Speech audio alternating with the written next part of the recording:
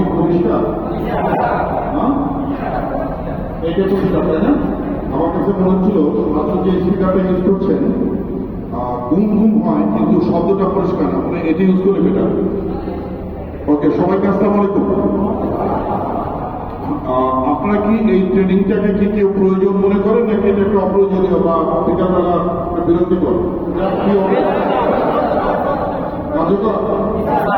ওকে, number 10 কার্যকর কিনা সেটা হচ্ছে নাম্বার কথা বলে।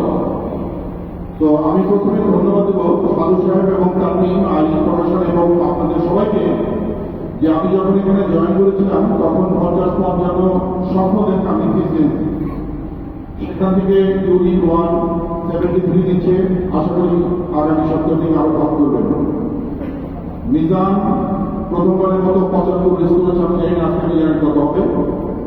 লিটন এবং সালাম ভাই হুমায়ুন নতুন জয়েন করেছে, প্রত্যেকেই একটা ভালো রেজাল্ট শো করছে। এই জন্য আমার মনে হয় আমরা সাধু সাহেবের জন্য সবাই মিলে একটা জোরে করবো।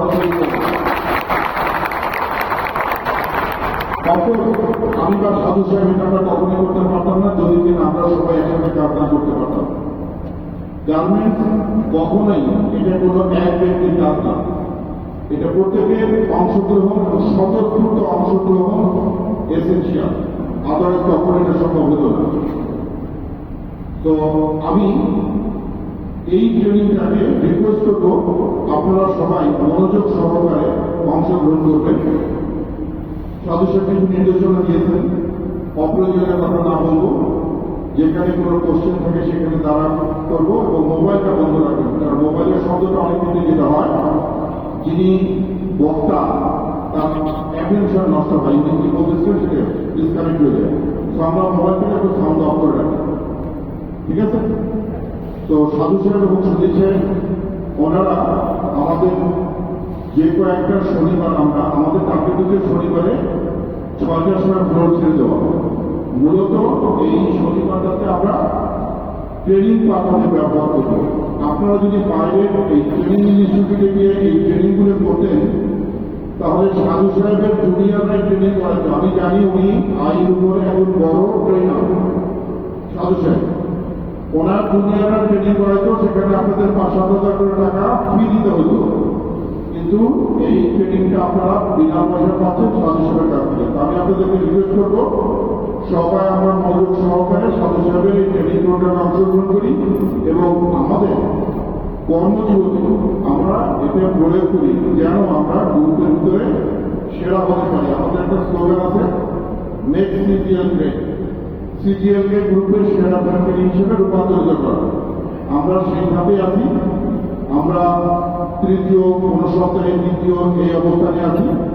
আমাদের প্রথম কোয়ার্টার জানুয়ারি ফেব্রুয়ারি মাস, আমি বলেছি আমাদের মাননীয় এমডি স্যার উনি ঘোষণা করেছেন প্রোডাকশন ফ্লোর ইউনিট এদেরকে উনি 5 লক্ষ টাকা দেবেন, এটা চলমান, এবং সেটা ইমেল আকারে পাঠিয়েছেন আমাদের কাছে, আমরা আপনাদের সাথে শেয়ার করেছি। আমি আশা করব আমরা এখন যে অবস্থায় আছি এই ধারা অব্যাহত রাখবো এবং আগামীতে আরো ভালো করবো, যেন আমরা গ্রুপের সেরা ফ্যাক্টরি হতে পারি। সবাইকে ধন্যবাদ।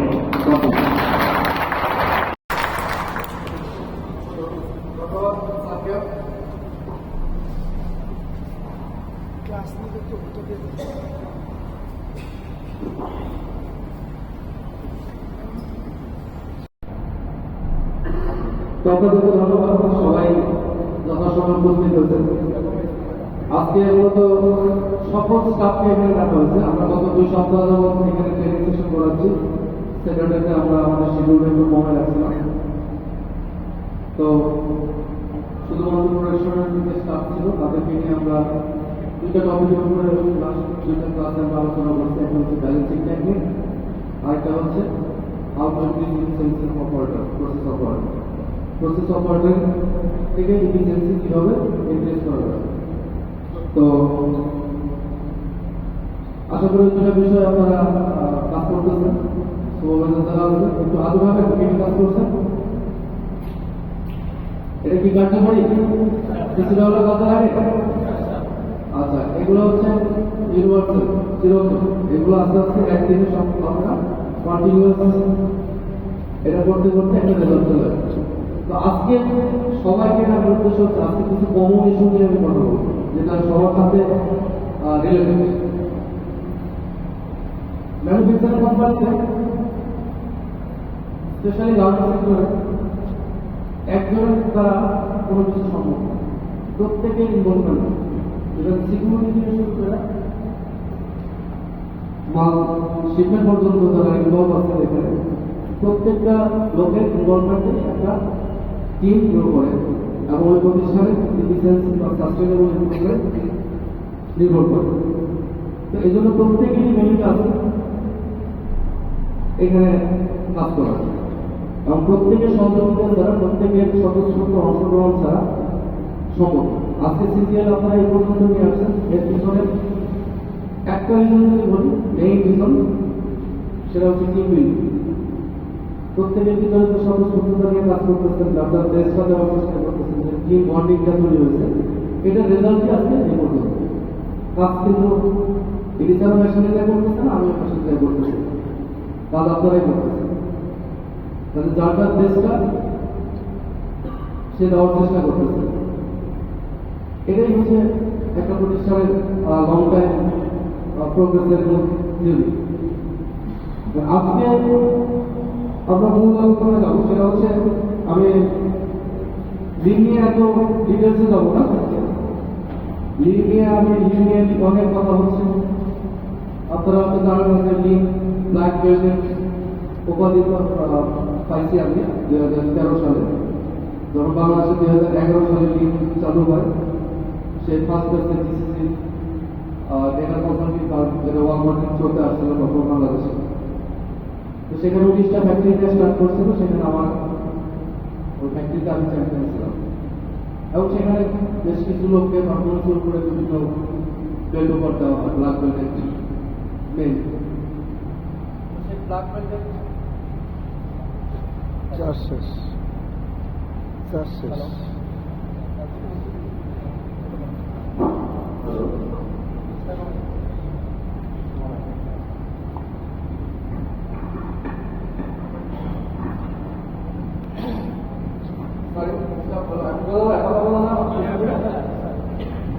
তো আমরা বিস্তরভাবে লিনে এখনই যাচ্ছি না, আস্তে আস্তে আমরা স্টার্ট করতেছি।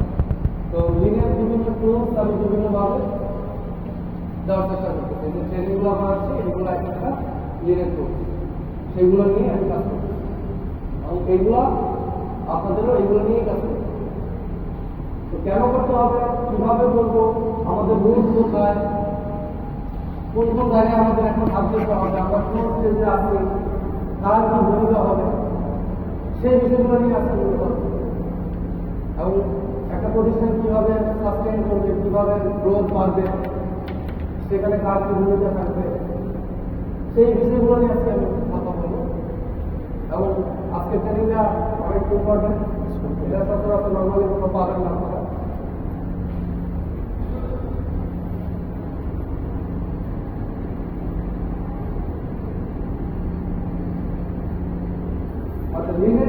এখানে শুধু সম্মান আগে বলি যে different way of approaching work and life, এটা অনেক কিছু এক ঋণ ভিন্ন কোনো কাজ করে, ঋণ একই কাজ ভিন্নভাবে, ঋণ ভিন্ন কোনো কাজ করে না, এটা একই কাজ ভিন্নভাবে। আগে যে গতানুগতিকভাবে আমরা যে কাজগুলো করতেন, সেই কাজটাকে ঋণ আর একটু সহজ করে বা আর একটু ভিন্নভাবে করে। এখন এটা শুধুমাত্র কাজের ক্ষেত্রে না, এটা আপনার লাইফের ক্ষেত্রে অনেক কার্যকর। It's an application starting from the idea and little by little removing everything blocking the path to achieving it like knowing what is relevant.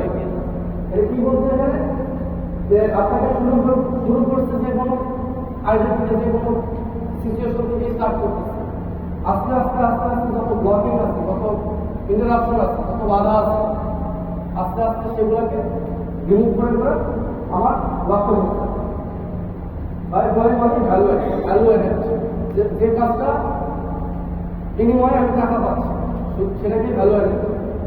Value added যে কাজটা করে আমি টাকা পাচ্ছি, ওটাই ভ্যালু। বাইরে আমাকে টাকা দিচ্ছে, সেটাই আমি মার্ক করতেছি, এটা কিন্তু ভিজুয়াল না, এটার জন্য আমাকে টাকা দিচ্ছে। যেটা যে জিনিসটা ভিজুয়াল সেই জিনিসটার জন্য বায়ার আমাকে টাকা দিচ্ছে। আমি কোয়ালিটিটা চেক করতে এটা বাড়তি আপনাদের সুবিধার জন্য করা হচ্ছে, কিন্তু উচিত প্রসেস থেকে কোয়ালিটি একটু বাড়বে।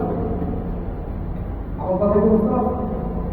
এই জন্য আমরা এত লোক নিয়ে এত ওয়ার্কার এত সবকিছু নিয়ে কন্টিনিউ করতে গেলে এটা ঠিকভাবে থাকবে না। যার কারণে আমরা আলাদা একটা কোয়ালিটি একটা ব্যারিয়ার দেওয়া হয়েছে। কি মাল আমরা আউটপুট করতেছে, কি ধরনের প্রবলেম ক্রিয়েট করতেছে, আপনাদের সহযোগিতার জন্য, প্রোডাকশনের সহযোগিতার জন্য এই তাদেরকে দেওয়া হয়েছে। কিন্তু মূল দায়িত্বটা কিন্তু প্রোডাকশন প্রসেসের সঠিকভাবে সঠিক কাজটা বের করা এবং কোয়ালিটি গার্মেন্টসটা বের করা। এখানে যত ধরনের ব্লক আছে, যত ধরনের আনভ্যালু আছে, নন ভ্যালু অ্যাডেড আছে, সেগুলোকে রিমুভ করতে হবে। কিছু কন্টিনিউয়াস ইমপ্রুভ রেঞ্জের মধ্যে নেই হচ্ছে কন্টিনিউয়াস ইমপ্রুভ। আজকে পর্যন্ত করছে রেঞ্জ শেষ না, nothing is best no word. Best বলে কিছু নেই, সব কিছু হচ্ছে বেস্ট বলে কিছু নেই। এটা হচ্ছে স্ট্যাবিলিটি। ধরেন আজকে ইয়ার আইফোন বেরোচ্ছে কত 16 প্রো, কিছুদিন আগে 15 ছিল আপডেট, কয়দিন গেছে, তার মানে 15 ছিল বেস্ট। আপনি যদি বেস্ট বলেন তারপরে কিন্তু 16 আছে, সামনে আবার 17 আছে বা আরো লাগবে, তার মানে বেস্ট বলে কিছু নাই। আজকে যে গাড়িটা লেটেস্ট সবচেয়ে আপডেটেড, 6 মাস পরে এর থেকে আপডেটেড আরেকটা বেস্ট। তো নাথিং ইজ বেস্ট, সবই হচ্ছে স্ট্যাবিলিটি। আমরা এখন একটা স্ট্যাবিলিটিতে আছি, আমরা তো বেস্ট টার্গেট করি। আমরা 65% এফিসিয়েন্সি ওভারঅল করতেছি, সিজিএল 65% আমরা বেস্ট অ্যাচিভ করতেছি টার্গেট। আমরা একটা স্ট্যাবিলিটি অবস্থায় আছি, আমরা 65 স্টে করতেছি। এখন এটা আপনি আরো শেষ না, এটাকে আরো বাড়াতে হবে 70, 75, 78, 80 শেষ না। বুঝতে পারছেন? এই জন্য আপনাকে বেশ বলে দিতে হবে, এই কন্টিনিউয়াস ইমপ্রুভমেন্টটা অনেক গুরুত্বপূর্ণ। আজকে আপনি কি করতেছেন এবং এটাকে আরো কিভাবে ফার্দার ইমপ্রুভমেন্ট করা যায় সেই বিষয়গুলো নিয়ে চিন্তা রাখতে হবে। কখনোই চিন্তা করা যাবে আমি তো একটা জায়গায় পৌঁছাই দিচ্ছি তাহলে ওকে না। পৃথিবীটাই অনেক দ্রুত আগাচ্ছে, অনেক দ্রুত পরিবর্তন হচ্ছে। এখানে এক জায়গায় আপনাকে স্টে করার সুযোগ নাই। কন্টিনিউয়াস ইমপ্রুভমেন্টটা অনেক গুরুত্বপূর্ণ। প্রত্যেকের জায়গা থেকে, প্রত্যেকটা ডিপার্টমেন্টে, প্রত্যেকের যে নির্দিষ্ট কাজ আছে, প্রতিদিন এসে দেখতে আপনি কাজ করতেছেন, হ্যাঁ, তো সেইখান থেকে আপনাকে চিন্তা করতে হবে প্রত্যেকের জায়গা থেকে যে এই কাজটাকে আরেকটু সহজভাবে কিভাবে করা যায়, আরো কি ইনক্লুড করা যায়, আরেকটু বেটার হয়েছে কিভাবে করা যায়। এখন 5 জন মিলে কাজ করতেছে, কিভাবে 4 জন মিলে এই কাজটা কমপ্লিট করা যায়। এরকম থিঙ্কিং সবসময় থাকতে হবে। এটা হচ্ছে কন্টিনিউয়াস ইমপ্রুভমেন্ট। আমি যখন গার্মেন্টস করছি তখন 45 জন বের করে 90 জন পড়বে, মানে কত 135 জন পার লাইন। বেসিক প্রোডাকশন হচ্ছে 1200,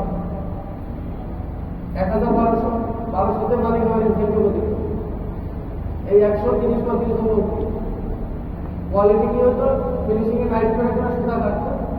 আর কি ধরনের কোয়ালিটি হয়েছে তারা পুরাতন আছে, তারা জানে সেরা পাড়া যা আছে খালি কাপড় ভর্তি করে করে খালি কাপড় রেজিস্ট্রেশন করে এগুলো ভালো। আজকে কি সেদিন আছে? ওই সময় যখন 45 জন হেল্পার থেকে আমরা 10 জন হেল্পার কমাতে যাই, বহু বাধার সম্মুখীন হয়েছে। ডোর বন্ধ করে দিতে না, আইআরসি ফ্যাক্টরি বন্ধ করে দেওয়ার জন্য, এরা এসে কোম্পানির ক্ষতি করার জন্য বিভিন্ন ধরনের। আজকে কয়জন আসছে? 6 জন। কে করছে? আপনারাই করছে। তাহলে নাথিং ইজ ইম্পসিবল। বিষয়টা হচ্ছে আপনি কিভাবে নিচ্ছেন, কিভাবে থিঙ্ক করতেছেন সেটার উপরে। The main goal is to move forward by keeping customer satisfaction and business profitability. Customer satisfaction and business profitability মূল জিনিস দুটা, এটা আমি আরো আলোচনা করবো নেক্সট স্লাইডে আছে আমার আলোচনা। তো এই দুটা জিনিস সবারই প্রয়োজন, সবাইকে বুঝতে হবে, তার কারণে সবাইকে এখানে একত্রিত করা হবে। লিঙ্ক এই দুইটা জিনিস নিশ্চিত করে, এবং এই দুইটা জিনিসের ভিতরে সব কাস্টমার স্যাটিসফ্যাকশন আর বিজনেস প্রফিটেবিলিটি, এই দুইটা জিনিসই সব কিছু, এবং এই দুইটা জিনিস নিয়ে লিঙ্ক আছে।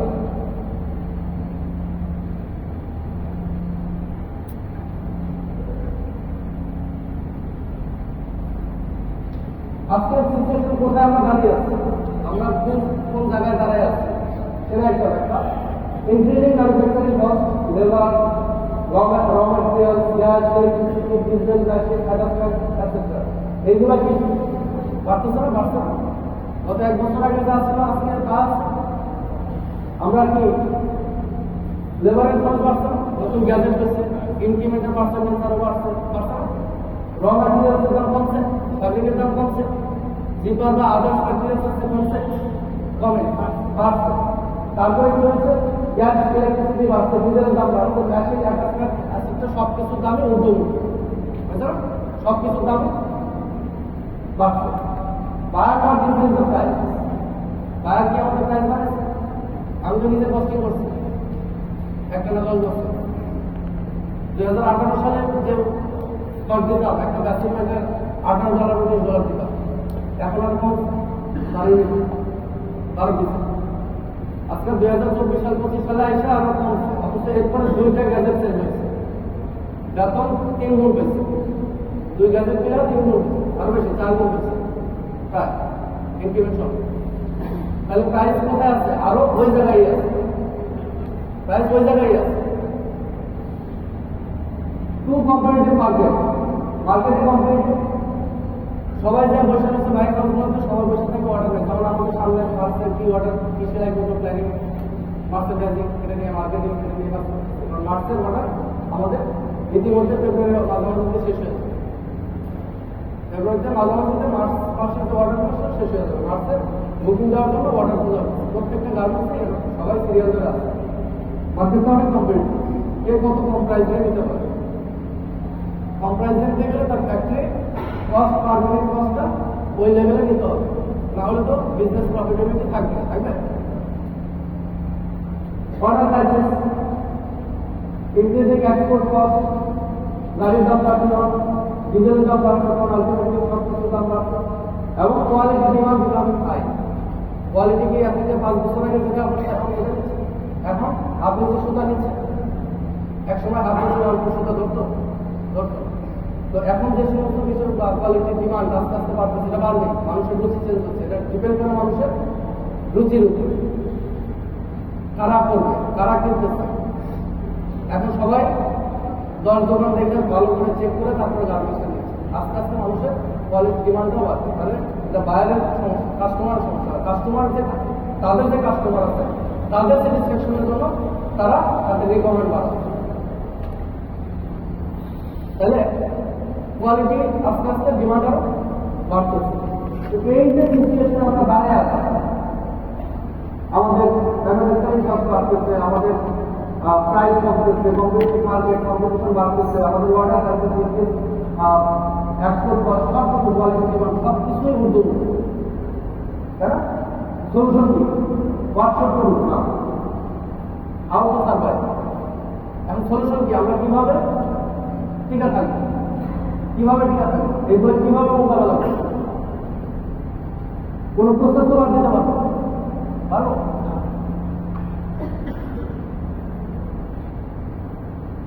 What is the solution? Solution আছে। সলিউশন হচ্ছে improve productivity with minimising cost.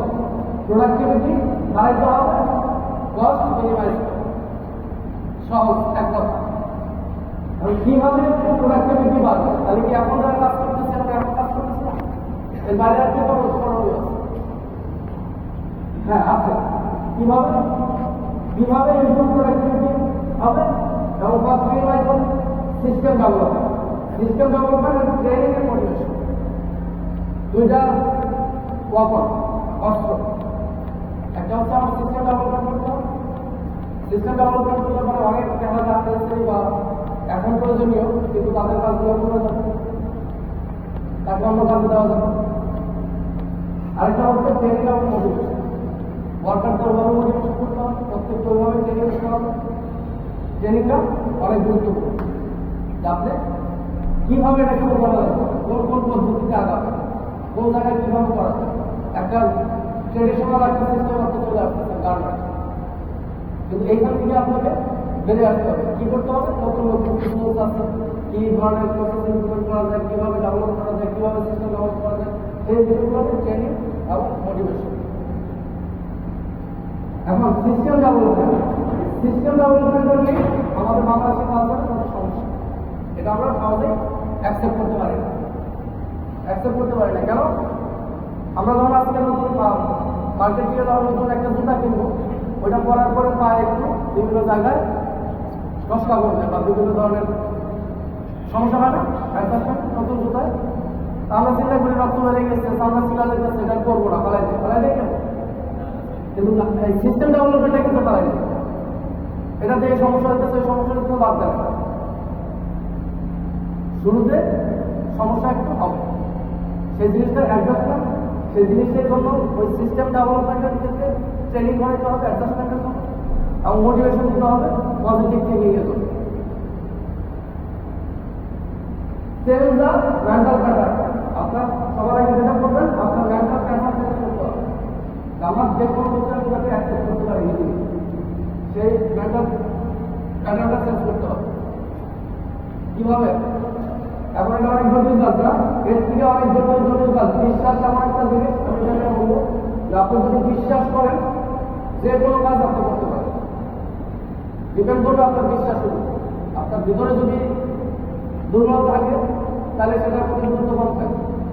এই এক্সপিরিয়েন্স দিবেন, ওই এক্সপিরিয়েন্স দিবেন, এটা দিবেন, ওটা দিবেন, ওটা পার পায় না। কিন্তু যদি আপনার বিশ্বাস থাকে, সেটা যত কষ্টই হোক, যত কঠিন হোক, সেটা আপনি ইজিলি করতে পারবেন। যেমন আমি কয়েকটা এক্সাম্পল দেবো।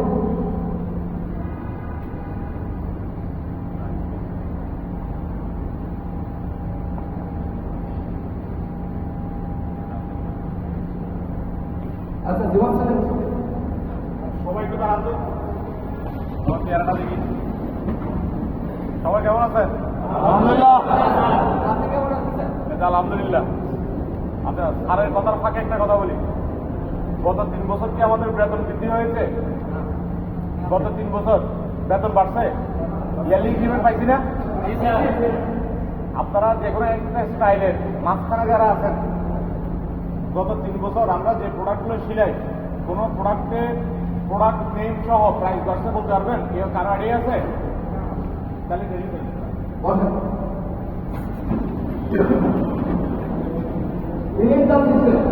যেটা নিয়ে আলোচনা করতেছিলাম, সিস্টেম ডেভেলপমেন্টের সবার আগে কি করতে হবে? বিশ্বাস করতে হবে। Believe the system. এখানে কি আছে? আদিবাসী থাইল্যান্ডে কি হয়? তারা বিশ্বাস করে যে তাদের বিভিন্ন জায়গায় তারা ব্যাম্বো স্টিক ঢুকায়। তারা বিশ্বাস করে যদি তারা এটা করে তাদের ঘর তাদের উপরে হাবি থাকবে। প্রত্যেকে বিশ্বাস করে যে তারা যদি এই কাজটা করে তাহলে তাদের ঘর তাদের উপরে স্যাটিসফাইড থাকবে। কিন্তু এটা আপনার আমার কাছে অসম্ভব জিনিস, এটা আপনাকে করতে বলে কেউ করবে না, আমি করতে বলে কেউ করবো না, বা কেউ করতে দেখতে পারে আমি বলবো অমানুষ। কিন্তু তারা কন্টিনিউ করতেছে কেন? তাদের বিশ্বাস করে তারা যে এই কাজটা যদি আমি করি তাহলে আমার ঘর আমার উপরে স্যাটিসফাইড থাকবে। এই বিশ্বাস থেকে সে অসম্ভব কাজটা সম্ভব। আমি বলতেছি না কাজটা ভালো, আমি কোন অ্যাঙ্গেলে দাম দিতেছি সেটা আপনার বলতেছি। সে এই ধরনের একটা কি বলে আনইথিক্যাল কাজ বা একটা হার্ড কাজ তারা করতেছে কেন? তারা বিশ্বাস করে যে এই কাজটা যদি তারা করে তাহলে তাদের ঘর তাদের উপরে স্যাটিসফাইড থাকবে। তারা ইজিলি এটা হাসি মুখে করতেছে, কারণ বিশ্বাস থেকে তারা এই কাজটা করতেছে। 2 নম্বর, ব্যাকটেরিয়া গুরুত্বের সময় একটা আগুনের উপরে আইডা যাচ্ছে।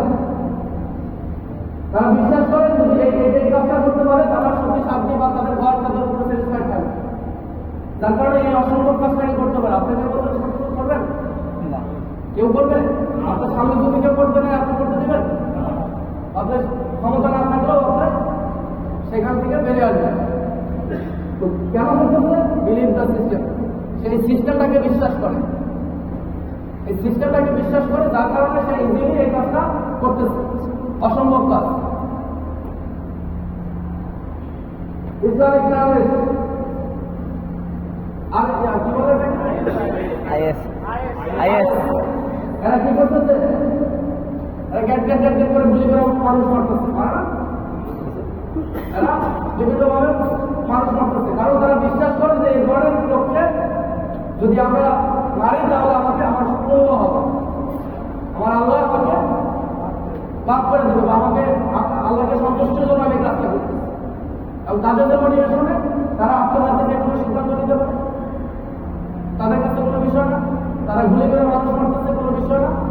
কিন্তু আপনি বলবেন, আমি বলবো it's a torture, but they are not doing, কারণ বিলিভ দ্য সিস্টেম, তারা এই সিস্টেমটাকে বিলিভ করছে, তারা এটাকে বিশ্বাস করে যে আমি এই কাজটা যদি করি তাহলে আমার আল্লাহ আমার উপরে সন্তুষ্ট হবে। এই জন্য এই এত জটিল কাজ তার কাছে কোনো জটিল না। একটা হাতি ছোটবেলা থেকে ছোট একটা রশিদে বাঁধে না পারবে, সে চেষ্টা করতো ছোটার জন্য এখন, কিন্তু যখন বড় হয় ওই সেম রশিদে তাকে বাঁধা রাখা হয়, কিন্তু তখন আর সে চেষ্টা করে না।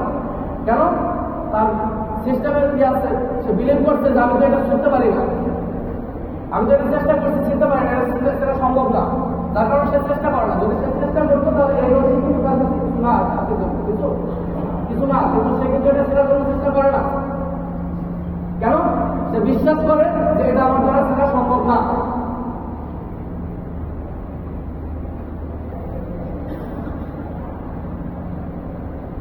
ইন্ডিয়ান আমাদের গবেষণা দ্বারা আছে অনিমা সিনহা,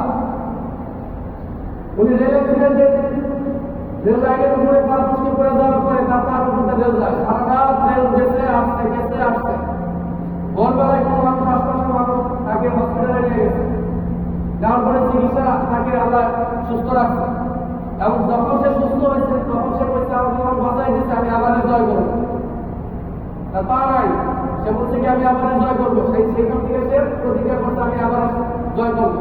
এই সিস্টেমটা তার মাথার ভিতরে একেবারে সেট করছে, আমি করবো এটা, পা নাই কিভাবে করবে, যখন পা লাগাইছে, লাগানোর পর সে আবার জয় করছে, যেখানে সেখানকার রাষ্ট্রপতি তাকে পুরস্কৃত করছে। এই অনিমা সিনহা ইন্ডিয়াতে উনি এই অসম্ভব কাজটা সম্ভব করছে। কিসের থেকে? যারা আছেন একটু কষ্ট হচ্ছে, আপনারা একটু উঠে দেখবেন, আগামীবার থেকে আমরা পুরোটা একটু উপরে তুলে দিব, সাময়িক অসুবিধা হচ্ছে আজকে, একটু উঠে দেখেন, দেখার জিনিস একটু কষ্ট হচ্ছে আপনাদের। তো তার মেন্টালিটি সেট করছে যে কিভাবে আমি আবার জয় করবো, যেহেতু আমার আমি মরে নাই, আমার মাথা রাখছে, আমার পা নাই, তাতে কি আমি আবার জয় করবো, সে নকল পা লাগাইয়া আর্টিফিশিয়াল পা লাগাইয়া সে আবার জয় করছে। যেটা আমরা সুস্থ মানুষও বাংলাদেশে খুব কম আছে, বা সারা বিশ্বে হাতে কোনো কয়েকজন আছে তারা এভারেস্ট জয় করছে, যাদের নাম লিস্টেড পাইনি, সেই কাছে অসম্ভব কাজটা করছে। কিসের থেকে? তার প্রতিজ্ঞা থেকে, তার বিশ্বাস থেকে। তাহলে এই যে বিলিভটা সিস্টেম, এটা অসম্ভব একটা পাওয়ারফুল একটা জিনিস, অসম্ভব একটা পাওয়ারফুল জিনিস। আপনি যদি বিশ্বাস করেন যে না আমি এই সিস্টেম ডেভেলপ করবো, এই সিস্টেম আমি ইমপ্লিমেন্ট করবো, তাহলে অবশ্যই আপনি করতে পারবেন, যদি আপনার মেন্টালিটি ওইভাবে সেট করেন, আপনি যদি বিলিভ করেন। তাহলে বিলিভ সিস্টেমটা হচ্ছে পাওয়ারফুল, বিশ্বের সবচেয়ে পাওয়ারফুল একটা সিস্টেম। এই জন্য যে কোনো সিস্টেম ডেভেলপ করার ক্ষেত্রে, যে কোনো কিছু করার ক্ষেত্রে আপনাকে আগে বিশ্বাস করতে হবে, আপনাকে আগে বিশ্বাস করতে হবে। বলতে পারেন আইন বসে থেকে অনেক কিছু বলে, যে ছাত্র সারাদিন রুমের বসে থাকে, রুমের বসে বসে অনেক কিছু চিন্তা করা যায়, প্র্যাকটিক্যালি কাজ করা এরকম না, বললা অনেক। এটাই হচ্ছে নন বিলিভ। এই যে আপনার মাথায় ঢুকছে, ওইটা পারফেক্টলি আপনি সহজে করতে পারবেন। আর যদি প্রথমে ঢোকার আপনি যে না ইটস পসিবল, এটা আমার করা সম্ভব, এটা করলে ভালো হবে, এটা করবো, 50% কাজ তখন হয়ে যাবে। এই জন্য সিস্টেম ডেভেলপ করার ক্ষেত্রে আপনাকে আগে বিলিভ করতে হবে, যাতে এই কাজটা কন্টিনিউ করবেন। তো ওই যে আমি উদাহরণগুলো দিলাম, তারা অসম্ভব কাজগুলো করতেছে শুধুমাত্র বিলিভ করে, যে তারা বিশ্বাস করে তারা এই কাজগুলো যদি করে তাহলে গড তাদের উপর স্যাটিসফাই থাকে। You say it's a torture, everyone says it's a torture, but they are doing it because they believe.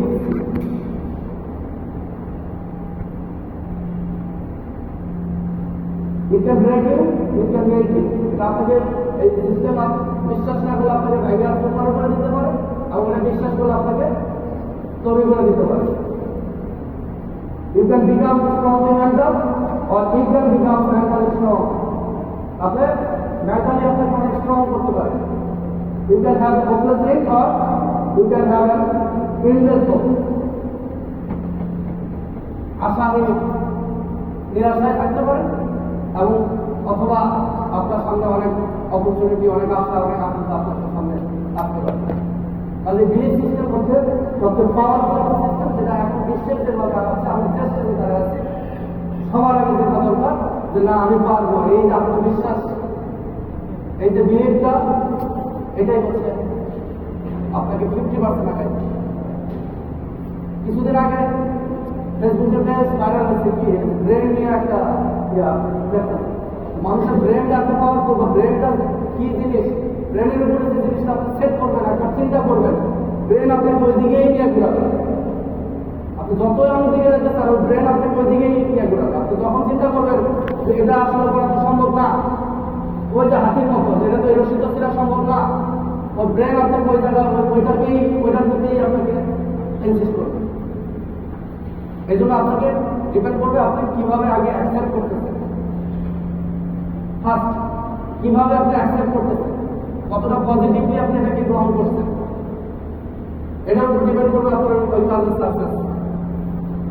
এই জন্য এখন আমরা যে জায়গায় দাঁড়িয়ে আছি এইখান থেকে বাঁচার উপায় হচ্ছে নতুন ইনোভেশন, কোনো ক্রিয়েটিভিটি আইডিয়া অথবা নতুন কোনো সিস্টেম যেটা আমাকে আরো বেশি আগে নিয়ে যেতে পারে, সাস্টেন করা যেতে পারে, স্বল্প ম্যানপাওয়ার, স্বল্প কস্ট দিয়ে আমার ম্যানুফ্যাকচারিং ঠিক রাখতে পারে, এই ধরনের সিস্টেমগুলোকে বিশ্বাস করতে হবে।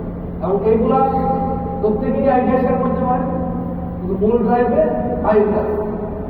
এটাকে আপনাদের ইনভলভ করবে, প্রত্যেকের আইডিয়া একত্রিত করবে, ইন্টিগ্রেটেড করবে, সবার কাছ থেকে বিভিন্ন ধরনের কাছ থেকে আইডিয়া ইন্টিগ্রেট করে সেখান থেকে তারা স্টেপ নেবে এবং দিবে ট্রেনিং, মোটিভেশন, তারপরে আপনারা সেটাকে আগে নিয়ে যাবেন। এটাই বাঁচার উপায়।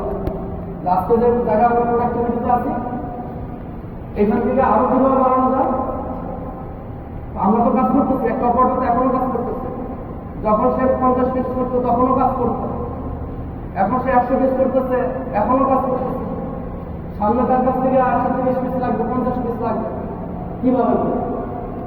তাহলে অবশ্যই তার ব্যবসা তাদের পদ্ধতি পরিবর্তন লাগবে, বা কোনো সিস্টেম ব্যবহার করতে হবে, বা কোনো অ্যাটাচমেন্ট ব্যবহার করতে হবে, কোনো না কোনো কিছু তো তাকে সেখানে দিতে হবে, তার সাথে এখনো কাজ করতেছে। তাহলে কিভাবে সে 50 পিস বাড়াবে বা 50% বাড়াবে? তাহলে কি এখন সে বসে আছে? বসে নাই।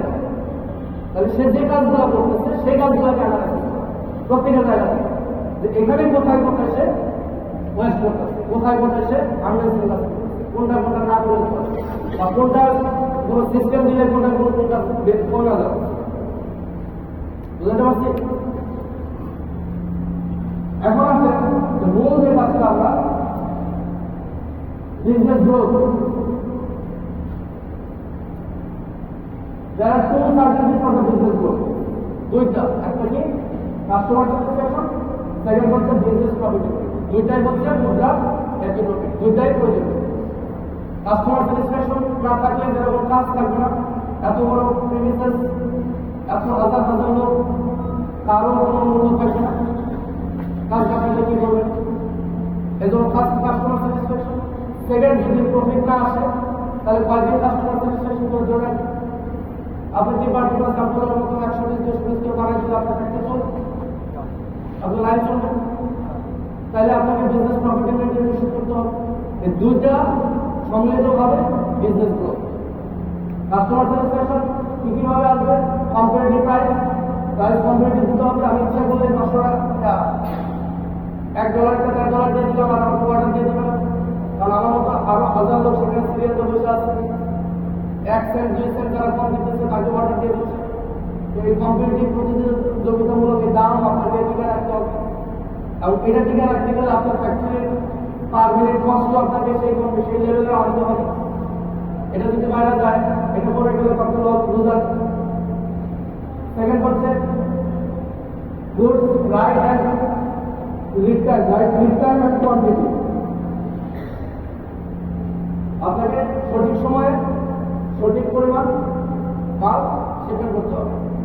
আপনার লিড টাইম আছে 15 দিনের ভিতরে এত পিস মাল শিপমেন্ট করতে হবে, ওটাই আপনার করতে হবে। ওটাই করে ডেইলি যে প্রোডাকশন আসে সেই হিসাবে আপনাকে কন্টিনিউ করতে হবে। আপনি বাইরের কাছে এক্সটেনশন চাইতে পারবেন না, বা এক্সটেনশন করে দেবেন একটা দুটা, কেউ কোনো এক্সটেনশন নেই, এক্সটেনশন তো চলবে না। তাহলে আপনাকে অবশ্যই প্রোডাকশন মিট করতে হবে, শিপমেন্ট ডেট মিট করতে গেলে।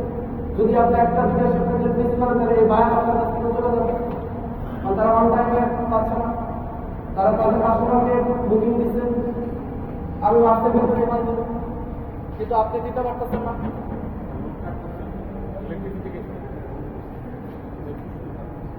কতক্ষণ লাগবে? থাকবে না, তারা বিকল্প প্যাকেটিং বুঝবে, আপনাকে কাজ দেবে না, কারণ সে সরকার অর্ডার দেবে এবং সে বিলে শিপমেন্ট হলে মানে সে রাজা দেবে না। এটা অ্যাকশন করতে হবে। 3 নাম্বার হচ্ছে consistent quality product and service. আপনাকে কোয়ালিটি ধারাবাহিকতা ঠিক রাখতে হবে, তাদের ডিমান্ড অনুযায়ী কোয়ালিটি মিট করতে হবে, না হলে তারা আপনার কাছ থেকে অর্ডার দিবে না। এবং লাস্ট হচ্ছে ethics and compliance standard. Compliance এবং ইথিক্স এটা যদি ঠিক না থাকে তাহলে আপনার ফ্যাক্টরি বাদ হয়ে যাবে, আপনার ফ্যাক্টরিতে তারা কোনো অর্ডার দেবে না, সিল করে দেবে। এটা জানেন তো সবাই? স্যার তো এই যে 4টা বিষয়, এই 4টা বিষয় আপনাকে অ্যানসার করতে হবে যদি বায়ারকে স্যাটিসফাই রাখতে চান। তো হচ্ছে বিজনেস অপারেশনে বিক্রি করবেন, এখানে কি করণীয় আছে? Meeting estimated manufacturing cost. Estimated manufacturing cost কি? আমি এই অর্ডারটা নিচ্ছি $100, আমার পার ডে 150 পিস করে প্রোডাকশন লাগতেছে, আমার যে লাইন কস্ট আছে সেটাকে বিক্রি করা যাবে। আমি ধরে নিচ্ছি যে 150 পিস কাজ করবো, সেই হিসাবে আমি প্রাইস নিচ্ছি $100। প্র্যাকটিক্যালি আইসা আমি 120 করে করতেছি, তাহলে কি আমি মিলতেছে? তাহলে প্রতিনিয়তই আমি লস করতেছি। সহজ হিসাব এস্টিমেটেড কস্ট হচ্ছে এটা। আমি কত পিস ধরে এটাকে অর্ডার নেওয়া হয়েছে, আমি 100 পিস ধরে অর্ডার নিচ্ছি, আমি প্র্যাকটিক্যালি করতেছি 80 পিস, তাহলে কিভাবে সার্ভাইভ করবেন?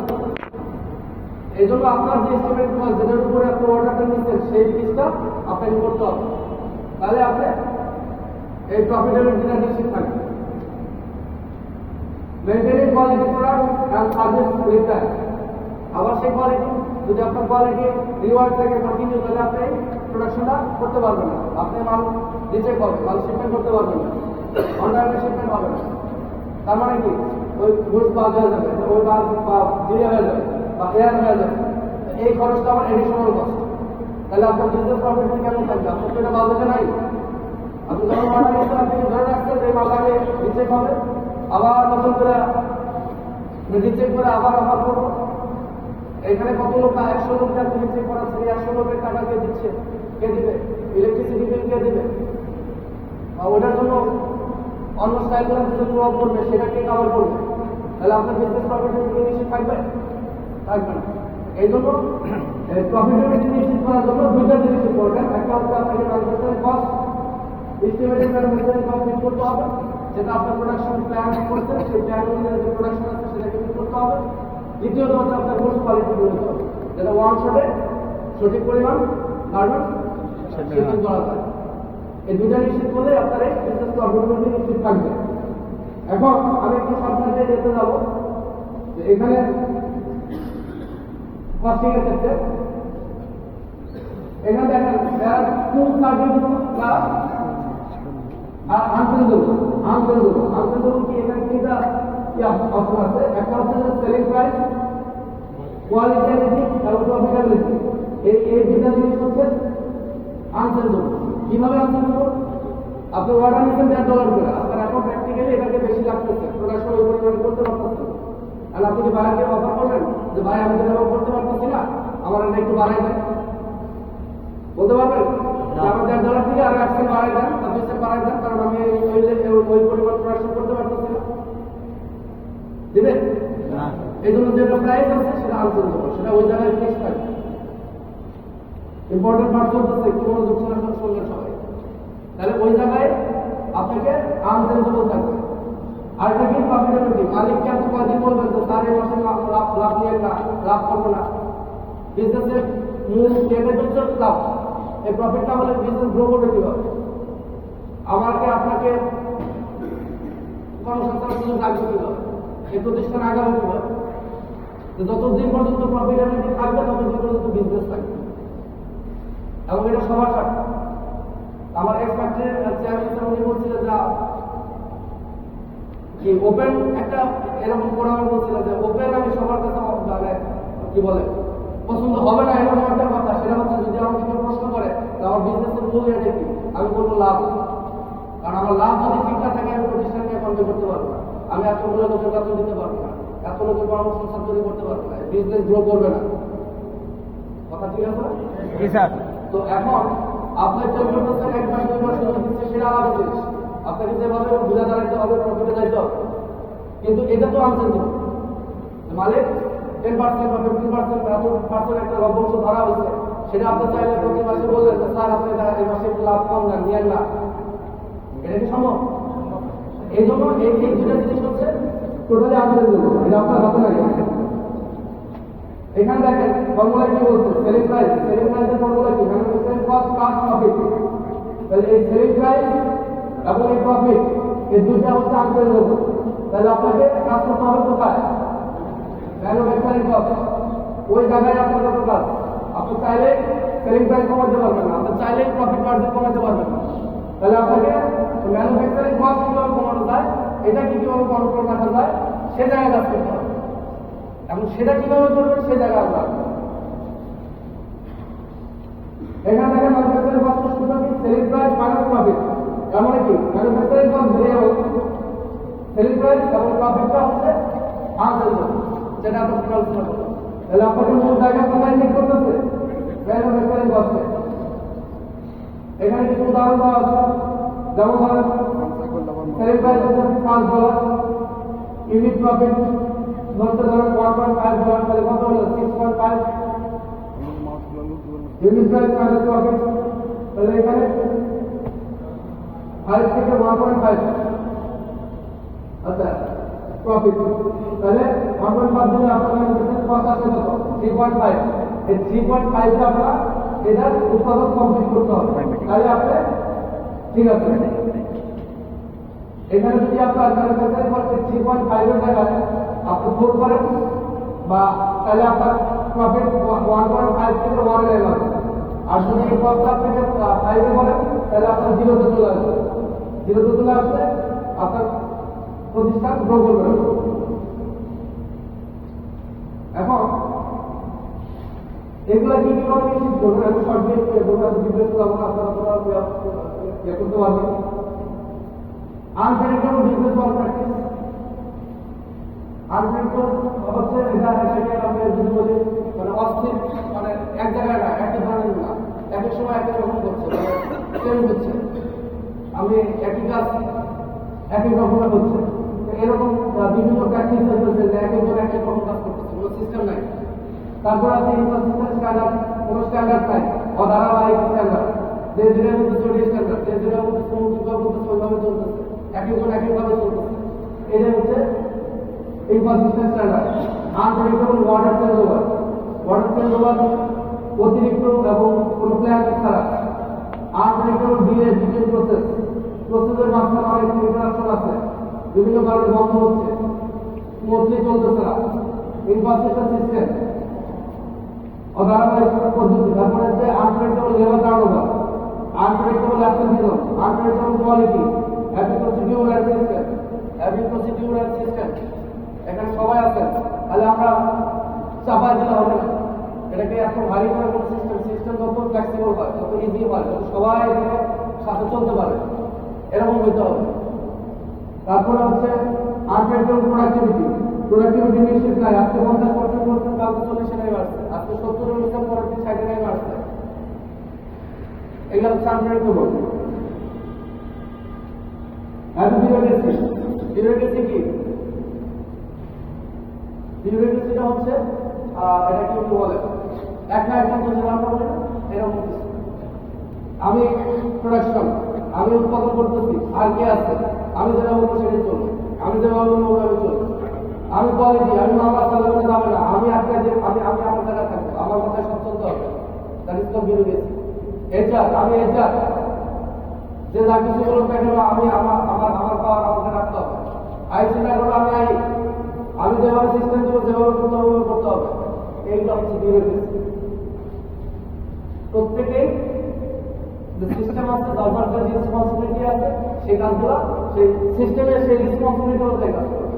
এখানে পার্সোনাল কোনো ইস্যু থাকবে না। আমি অমুক আমার কথা সব চলবে, আমি এটা করবো, আমার জায়গায় ব্লক করে রাখবো, আমাদের জায়গায় ব্লক করে রাখবো, এইগুলো হচ্ছে বিউরোক্রেসি। এই বিউরোক্রেসি থাকা যাবে, এই বিউরোক্রেসিটা বন্ধ করতে হবে।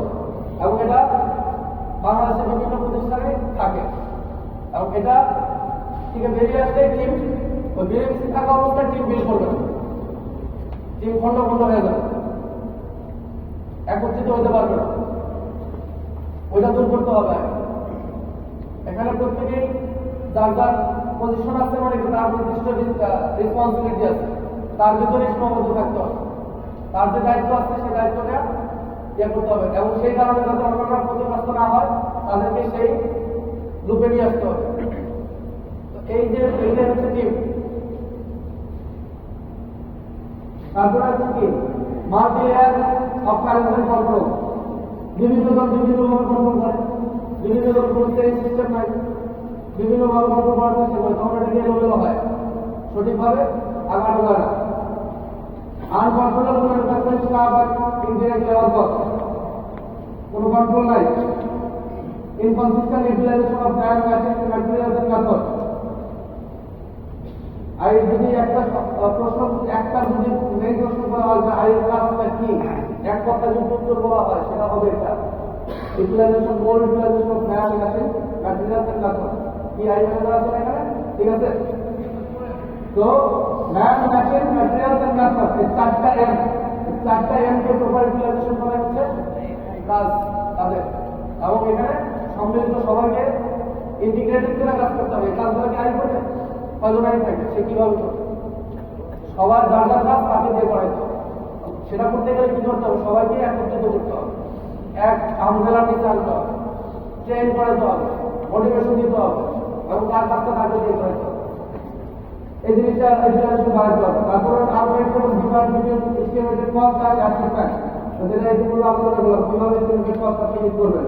আউটলেট এবং warranty process, inconsistent problem solving technique and troubleshooting, problem কিভাবে সলভ করবেন, কিভাবে ট্রাবলশুট করবেন, এই ধরনের কোনো সিস্টেম যদি না থাকে, প্রত্যেকটা জায়গায় সিস্টেম থাকতে হবে। এই ধরনের প্রবলেম হলে এইভাবে এই স্টেপ নিব, এই ধরনের প্রবলেম হলে এই স্টেপ নিব। তাহলে ব্যক্তির উপরে ডিপেন্ডেবল থাকা যাবে, থাকতে হবে সিস্টেমের উপর ডিপেন্ডেবল। আমি সাথে আজকে নাও থাকতে পারি, আপনার সাথে নাও থাকতে পারি, উনি আজকে নাও থাকতে পারে। এজন্য কি উনি যে কাজগুলো কিন্তু বন্ধ থাকবে, আমি কাজগুলো বন্ধ থাকবে না। যে সিস্টেম আছে সেই সিস্টেম অনুযায়ী দরকার কাজ করবে। আরেকজন যে আসবে সে এই কাজে চলবে। ব্যক্তি বিশেষের উপর ডিপেন্ডেবল থাকা ওই প্রতিষ্ঠান তো অনিশ্চয়তার ভিতরে থাকবে। কোনো ব্যক্তি বিশেষের উপর নির্ভরশীল থাকা যাবে, প্রত্যেকটা সেকশন বাজেও তাই। এই জন্য প্রত্যেকের জায়গা থেকে লোক গ্রো করতে হবে, নিজের প্রত্যেকের জায়গা থেকে নিজের লোক গ্রো করতে হবে। তাহলে না আপনার নেক্সট স্টেপে যাইতে পারবে। তাহলে তো আমি চিন্তা করবো যে আপনাকে যদি ওইখান থেকে সরাই, তাহলে তো ওই সেকশন নাম পড়ে যাবে, কারণ আপনার পরবর্তী কাউকে আপনি ওখান নেই, আপনার পরবর্তী কাউকে আপনি ডেভেলপ করেন নাই। তাহলে তার উপরে বেস করে আপনাকে প্রমোশন দেবো। আমরা মনে করি যে আমি যদি আমার পিছনে আরেকটা উঠাই তাহলে মনে আমার বাদ হয়। ম্যাক্সিমাম 90% বাংলাদেশের লোকের এই ধরনের চিন্তা থাকে। আমি যে আমি চিন্তা করতেছি আমি একটা ট্রেনকে যদি ডেভেলপ করি তাহলে হয়তো আমার প্রয়োজন হবে না। যখন সে গ্রো করবে তখন আমার নতুন স্টেপ বেরোবে, তখন আমার নতুন কাজের দিকে মনোযোগী হতে হবে, তখন আমার নেক্সট স্টেপে যাওয়ার জন্য কাজ করতে হবে। আমি তো এক জায়গায় ধরে নিয়ে বেশিক্ষণ থাকতে পারবো না। তাহলে যখন আমি চলে যাবো তখন তো আমি শেষ, তখন তো আমি মার্কেটে চলবো না, আমি নতুন কিছু শিখবো না। যখন আরেকজন উঠাবো আমি তখন আমি নতুন কিছু শিখবো, নেক্সট স্টেপের জন্য কাজ করবো। এই যে খোলা মানসিকতা হতে হবে সবাইকে। আপনার সেকশনে আপনার নেক্সটকে তাকে কিভাবে ডেভেলপ করবেন, তাকে ডেভেলপ করতেছে, তাকে আটকায় রেখে এক জায়গায় বন্দি করে রাখতেছে, এত মনে করতেছে যে আপনার চাকরি হয়তো স্থায়ী হইতেছে। রং আইডিয়া। এই জন্য প্রত্যেকের জায়গা থেকে যার যার নেক্সট লোকজনগুলোকে ডেভেলপ করতে হবে। তাহলে কোম্পানিতে ব্যক্তি বিশেষের উপর নির্ভরশীল হবে না, কোম্পানিকে নির্ভরশীল হতে হবে সিস্টেমের উপরে। আমি আজকে মারা যেতে পারি, আজকে অন্য কোথাও চলে যেতে পারি, আপনিও চলে যেতে পারি, তাহলে কি হবে? আমার এখানে সিস্টেম থাকতে হবে। আরেকজন আসবে অটোমেটিক্যালি সেভাবে চলবে। ঠিক আছে? অপারেটরের মেথডগুলো হয়তো ভিজুয়ালাইজ করা হয় যে আর ওই অপারেটর আসছেন আরেকজন আসলে আবার নতুন করে সব কিছু করার দরকার নেই, ওখানে ভিজুয়াল থাকবে সেই কোন মেথডে কাজ করবে, কতক্ষণ সময় নেবে পিক আপ করতে, কতক্ষণ সুইং করতে, কতক্ষণ ডিসপোজ করতে, ডিটেলসটা দেওয়া থাকবে। আরেকজন যখন অপারেটর একটু ওই ছবি দেখে ওইগুলো দেখে সে ট্রেন হয়ে যাবে, তাকে একটু বুঝাই দিলে সে আগের অপারেটরের মতো 1 ঘন্টা 2 ঘন্টা 3 ঘন্টা পরে ঠিক আছে সে প্রোডাক্ট করে যাবে। এই ধরনের সিস্টেমগুলোকে আপনাকে ইমপ্লিমেন্ট করতে হবে, এই ধরনের জায়গাগুলোতে আপনাকে কাজ করতে হবে। আপনি যখন 50% বিসিএসসি লেভেলে থাকবেন তখনকার অ্যাক্টিভিটিস একটা, আপনি যখন 60% যাবেন তখনকার অ্যাক্টিভিটিস আরেকটা, আপনি যখন 70% যাবেন তখনকার অ্যাক্টিভিটিস আরেকটা। কারণ আপনি একই অ্যাক্টিভিটিসটা 50 করছেন, ওইটা দিয়ে 60 যেতে পারবেন না, কারণ ওটা তো আপনার ইমপ্লিমেন্ট শেষ। তাহলে 60 যেতে হলে নতুন কিছু অ্যাড করতে হবে, নতুন কিছু দিয়ে চিন্তা করতে হবে। আগে মিনিট দিয়ে চিন্তা করতেন, তারপর সেকেন্ড দিয়ে চিন্তা করতেছেন, এখন কি ন্যানো সেকেন্ডে চিন্তা করতেছেন, 1 সেকেন্ডে কত ভাগ করতেছেন।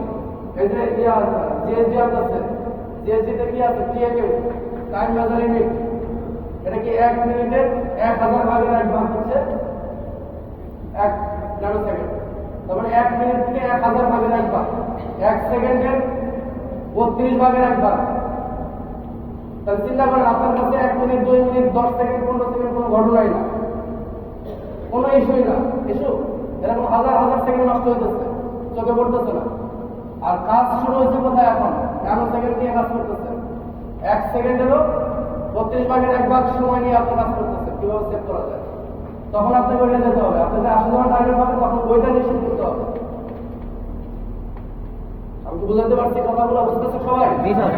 তো আপনার আবার 50 থেকে ওই 80 ফর্মুলা অ্যাপ্লাই করলে আপনার খাবে না, সমস্যা হবে।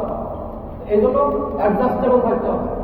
আপনি যদি এইচএস থেকে এসএসসি পরীক্ষা দিতে চান লাভ হবে না, ওটা অ্যাডজাস্ট করবে না, ওরা কোনো রকম হয়তো বা আপনি পাস করে বেরোলেও পরবর্তী সময়ে আপনি কিছু করতে পারবেন, আপনার বিশাল একটা গ্যাপ থাকবে। এই জন্য স্টেপ বাই স্টেপ আপনাকে যখন যে পজিশনে থাকবেন সেই লেভেলের স্টেপ নিয়ে আগাইতে হবে।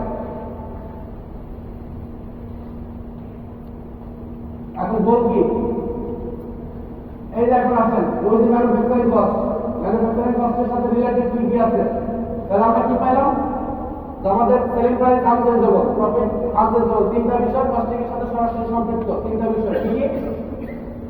সেলিং প্রাইস, তারপর প্রফিট আর ম্যানুফ্যাকচারিং কস্ট। এই 3টার ভিতরে আমি বলছি 2টা আনচেঞ্জেবল, তাহলে আমাকে কাজ করতে হবে কোনটা নিয়ে, ম্যানুফ্যাকচারিং কস্ট। এই ম্যানুফ্যাকচারিং কস্টে আমি এই কস্টটা কিসের সাথে রিলেটেড, কস্টের সাথে কি কি রিলেটেড, র ম্যাটেরিয়াল, লেবার, ওভারহেড।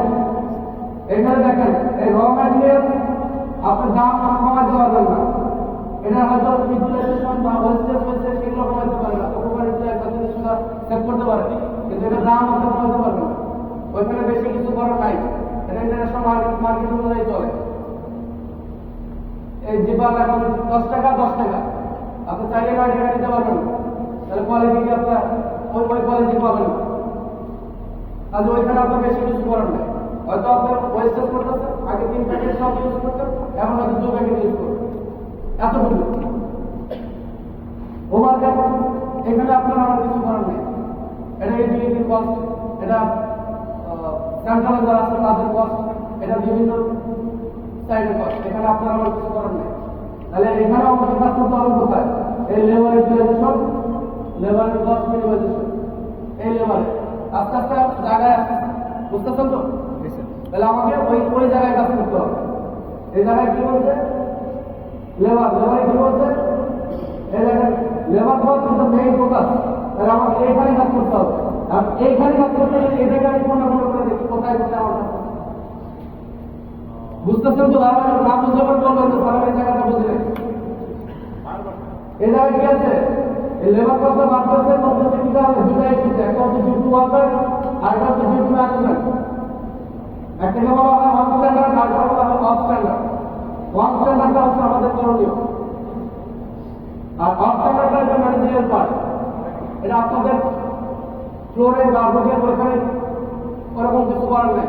যেমন আমি মেশিন দিতে পারি না, আমি বোল্ডার দিতে পারি না, আমি ইলেকট্রিসিটি দিতে পারি না, পানি দিতে পারি না, বা এরকম টাইপের যে সার্ভিসগুলো আছে medical service, machine breakdown, lack of instruction, আমি প্রপার টাইমে আপনাকে ফিটিং দিতে পারি না, ওয়াটার আইন দিতে পারি না, এগুলো হচ্ছে অফ স্ট্যান্ডার্ড, এগুলো আপনার হাতে নাই। আপনার হাতে কি আছে? কোয়ালিটি। প্রতিদিন আপনি 20% অর্ডার করতেছেন, তার মানে 60 মিনিটের হিসাব করলে পরে আপনার 20 মিনিটের ভিতরে আপনি ওখানে 120 কাজ করলে আপনার 20 পিস বাদ যাচ্ছে অটোমেটিক। 20 পিস না, 20 পিস আবার রেক্টিফাই করতে আরো 20 মিনিট লাগতেছে, তার মানে আপনার প্রোডাকশন 50% চলে আসতেছে। ওইখানে আপনার কাজ আছে রাইট ফার্স্ট টাইম, ওয়ান শটে আপনাকে রাইট করতে হবে, আরেকটি নিশ্চিত করতে হবে রাইট ফার্স্ট টাইম। তাহলে রাইট ফার্স্ট টাইম নিশ্চিত করলে আপনার অনেক কোয়েশ্চেন ট্যাগ করা যাবে। আপনার অর্ডার নিয়ে আসতে হবে 5% বিলোতে। এইখানে আপনার কাজ আছে, এইখানে কি করণীয় আছে, এইখানে এটা করতে গেলে আপনার কি কি সিস্টেম অ্যাপ্লাই করতে হবে, এটা করতে গেলে আপনার আর কি কি সহযোগিতা লাগবে, এটা করতে গেলে আপনার আর কি কি স্টেপ দিতে পারে, এইগুলো নিয়ে কাজ করতে হবে। আমরা কিন্তু জায়গায় চলে আসছি না, আমার কোন কোন জায়গায় আমাদের করণীয় আছে। তারপরে আছে কি,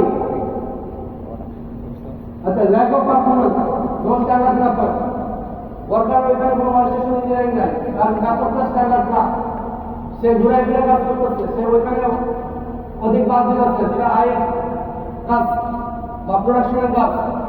ওই অপারেটর তার কাজ কোথায় রাখতেছে, কিভাবে করবে, কোথায় সে ডিসপোজ করবে, এই ওয়ার্কস্টেশন ইঞ্জিনিয়ারিং নাই।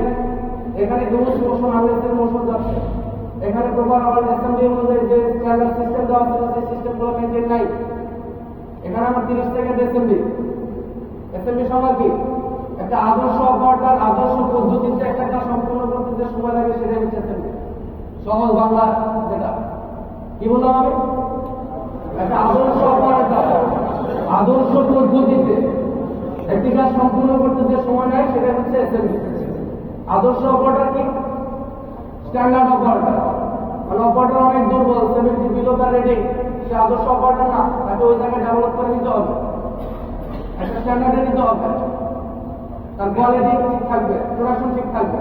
যখন তার স্কিল লো থাকবে একদম, তখন আর সে এটা করতে পারবে না। তার কারণে আমরা ইতিমধ্যে আপনাদেরকে একটা প্রজেক্ট দিচ্ছি, কি দিচ্ছি, দক্ষ অপারেটর বা আনস্কিল অপারেটরকে কিভাবে ডেভেলপ করে ওই লেভেলে আনা যায়। কেন বুঝছেন এটা, কেন বুঝছেন? সুপারভাইজার আনছে, তাহলে ওর স্কিলটা যদি আনস্কিল থাকে তাহলে ওর কোয়ালিটির সমস্যা হবে, ওর প্রোডাকশনের সমস্যা হবে, ওর কোনো মেথড ঠিক থাকবে না। তাহলে ওর কাছ থেকে কিভাবে আমি 120 পিস প্রোডাকশন চাবো? আমার এস্টিমেট 0.5, 120 পিস। এস্টিমেটেড কস্ট কি অনুযায়ী কি, ওই এস্টিমেটেড কস্ট আলোচনা করলাম। আমি প্ল্যান কি করছি 120 পিস কিনা করবো, ক্যাপাসিটি 120 পিস, ক্যাপাসিটি আছেও 120 পিস, এসএমজি অনুযায়ী 120 পিস আছে, কিন্তু হচ্ছে না। কেন হচ্ছে না? অপারেটর স্কিল অনেক লো, অপারেটর যে মেথডে কাজ করতেছে সেই পদ্ধতি রং, সেখানে আনলাইজের অনেক মোশন আছে, যেটা টাইম অনেক ওয়েস্ট করতেছে। এই সমস্ত ইস্যুর কারণে আপনার পারফেক্ট প্রোডাকশনটা ওই প্রসেস থেকে আপনি পাচ্ছেন না। আপনি গাড়ি যাচ্ছেন, দৌড়াইতেছেন, হয়তো 20 পিস বাড়াইতেছেন, ওটা তো সাস্টেন করবে না, কতক্ষণ গাড়ি যাবে না, কতক্ষণ পিএমের দাঁড়িয়ে থাকবে, পিএমের মিটিং আছে, পিএমের বিপি মিটিং আছে, পিএমের জিএমের রুমে ডাকছে, পিএমের প্ল্যানিং এ ডাকছে, পিএমের কাজ দেখলো, পিএম যদি এখানে দাঁড়িয়ে থাকে হয়তো 20 পিস বাড়তেছে, এটা কি সাস্টেনেবল হলো? ওটা কি হলো? এই জন্য ওই সাস্টেন করতে গেলে কি করতে হবে, ও কোন পদ্ধতিতে কাজ করতেছে, কোথায় কোথায় ওয়েস্টেজ টাইম দিতেছে, আননেসেসারি টাইম যাচ্ছে, সেই বিষয়গুলো কিভাবে সরাই নিয়ে আসে ওকে সিস্টেমটা, তাহলে আর ওখানে কাজ যাইতে হবে না, ওই সিস্টেমে কাজ করবো, অটোমেটিক প্রোডাকশন হবে। ওইখানে সিস্টেম ডেভেলপ করতে হবে, যেটা নিয়ে আমি শুরুতে আলোচনা শুরু করছি। তাহলে এখন আমরা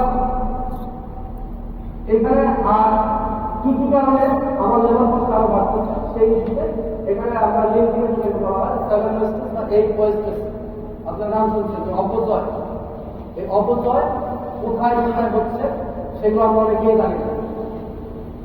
আমরা চোখে দেখলেও আমাদের চোখে ধরা পড়ে না, জানবেন যখন তখন ধরা পড়ে। একটা নন প্র্যাকটিক্যাল একজন লোক ভাবছেন বাইরের একটা লোককে লাইনে ঢুকে এটা দেন, ও কি দেখবে অপারেটর অনেক কাজ করতেছে, ওর চোখে কি করবে? ও কি বুঝবে যে না আমার এই জায়গায় সমস্যা, বা ও যে সেলাই করতেছে সেলাইটা ঠিক নেই? ও বুঝবে? যখন ও জানবে যে কোয়ালিটি কিরকম বাইরের এক্সপেকটেশন, তখন ওর চোখে ধরা পড়বে যে এটা সমস্যা, এটা সমস্যা, এটা সমস্যা, ঠিক কিনা? তদ্রুপ আপনাকে যদি ওয়েস্ট আপনি নাই জানেন, হাজারো ওয়েস্টের সাথে পড়তেছে প্রতিদিন, যেটা আপনার চোখে ধরা পড়তেছে না, আপনি বুঝতেছেন না, বা আপনি মনে করতেছেন যে আমি রাইট দিয়ে করতেছি, আমি তো বসে নাই, আমি তো কাজ করতেছি, আপনি তো বসে নাই, কিন্তু আপনি যা করতেছেন তার ভিতরে ওয়েস্টেজ আছে অনেক। ইচ্ছাগুলো এটাকে রিমুভ করা যায়। এটা কখন করতে পারবেন? যখন আপনি জানবেন ওয়েস্ট কি, মানে ওয়েস্ট অপচয়।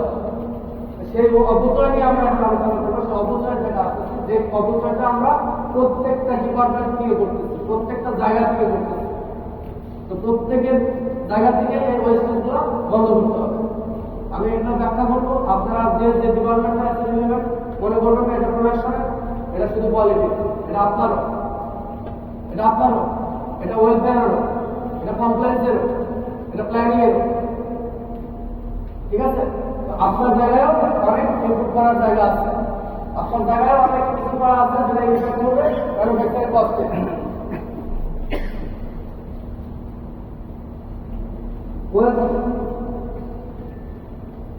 এটা দেখেন, এটা ধরেন 60 মিনিটের একটা ফ্রেম, এখান থেকে শুরু করে এ পর্যন্ত 60 মিনিট মানে 1 ঘন্টা, 1 ঘন্টার একটা ফ্রেম। সেই অনুযায়ী আপনার ক্যাপাসিটি আছে 120 পিস, ক্লিয়ার? 120 পিস। এখন দেখেন আপনার লাইনের ভিতরে বিভিন্ন জায়গায় জায়গায় ওয়েস্ট করতেছে, এখানে 5 মিনিট, এখানে 5 মিনিট, 2 মিনিট, 3 মিনিট এরকম ওয়েস্ট করতেছে। কত 15 মিনিট আপনার ডিপ্রেশন টাইমে চলে গেছে। ওয়ার্কিং টাইম কত চলে আসলো? 40 মিনিট 45। অটোমেটিক্যালি 15 মিনিট আপনি নষ্ট হয়েছে। নষ্ট করতে ওয়েস্ট করতেছে, প্রতি ঘন্টায় 15 মিনিট ওয়েস্ট করতেছে। এক্সাম্পল, তাহলে আপনার ক্যাপাসিটি টাইম কোনটা আসলো? 45 কে 5 থেকে 90 পিস আসলো। আগে কত ছিল?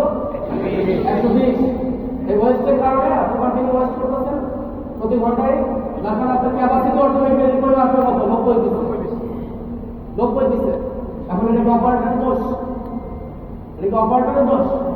তোমার 120 পিস করার কথা, তুমি 120 পিস কেন করো না? আমি গাড়ি দিচ্ছি, মারতেছি, ধরতেছি, দাম দিচ্ছি, এই স্যার দিতেছি, ওয়েলফেয়ার দিতেছি, বিভিন্ন ধরনের প্রস্তাব করতেছি।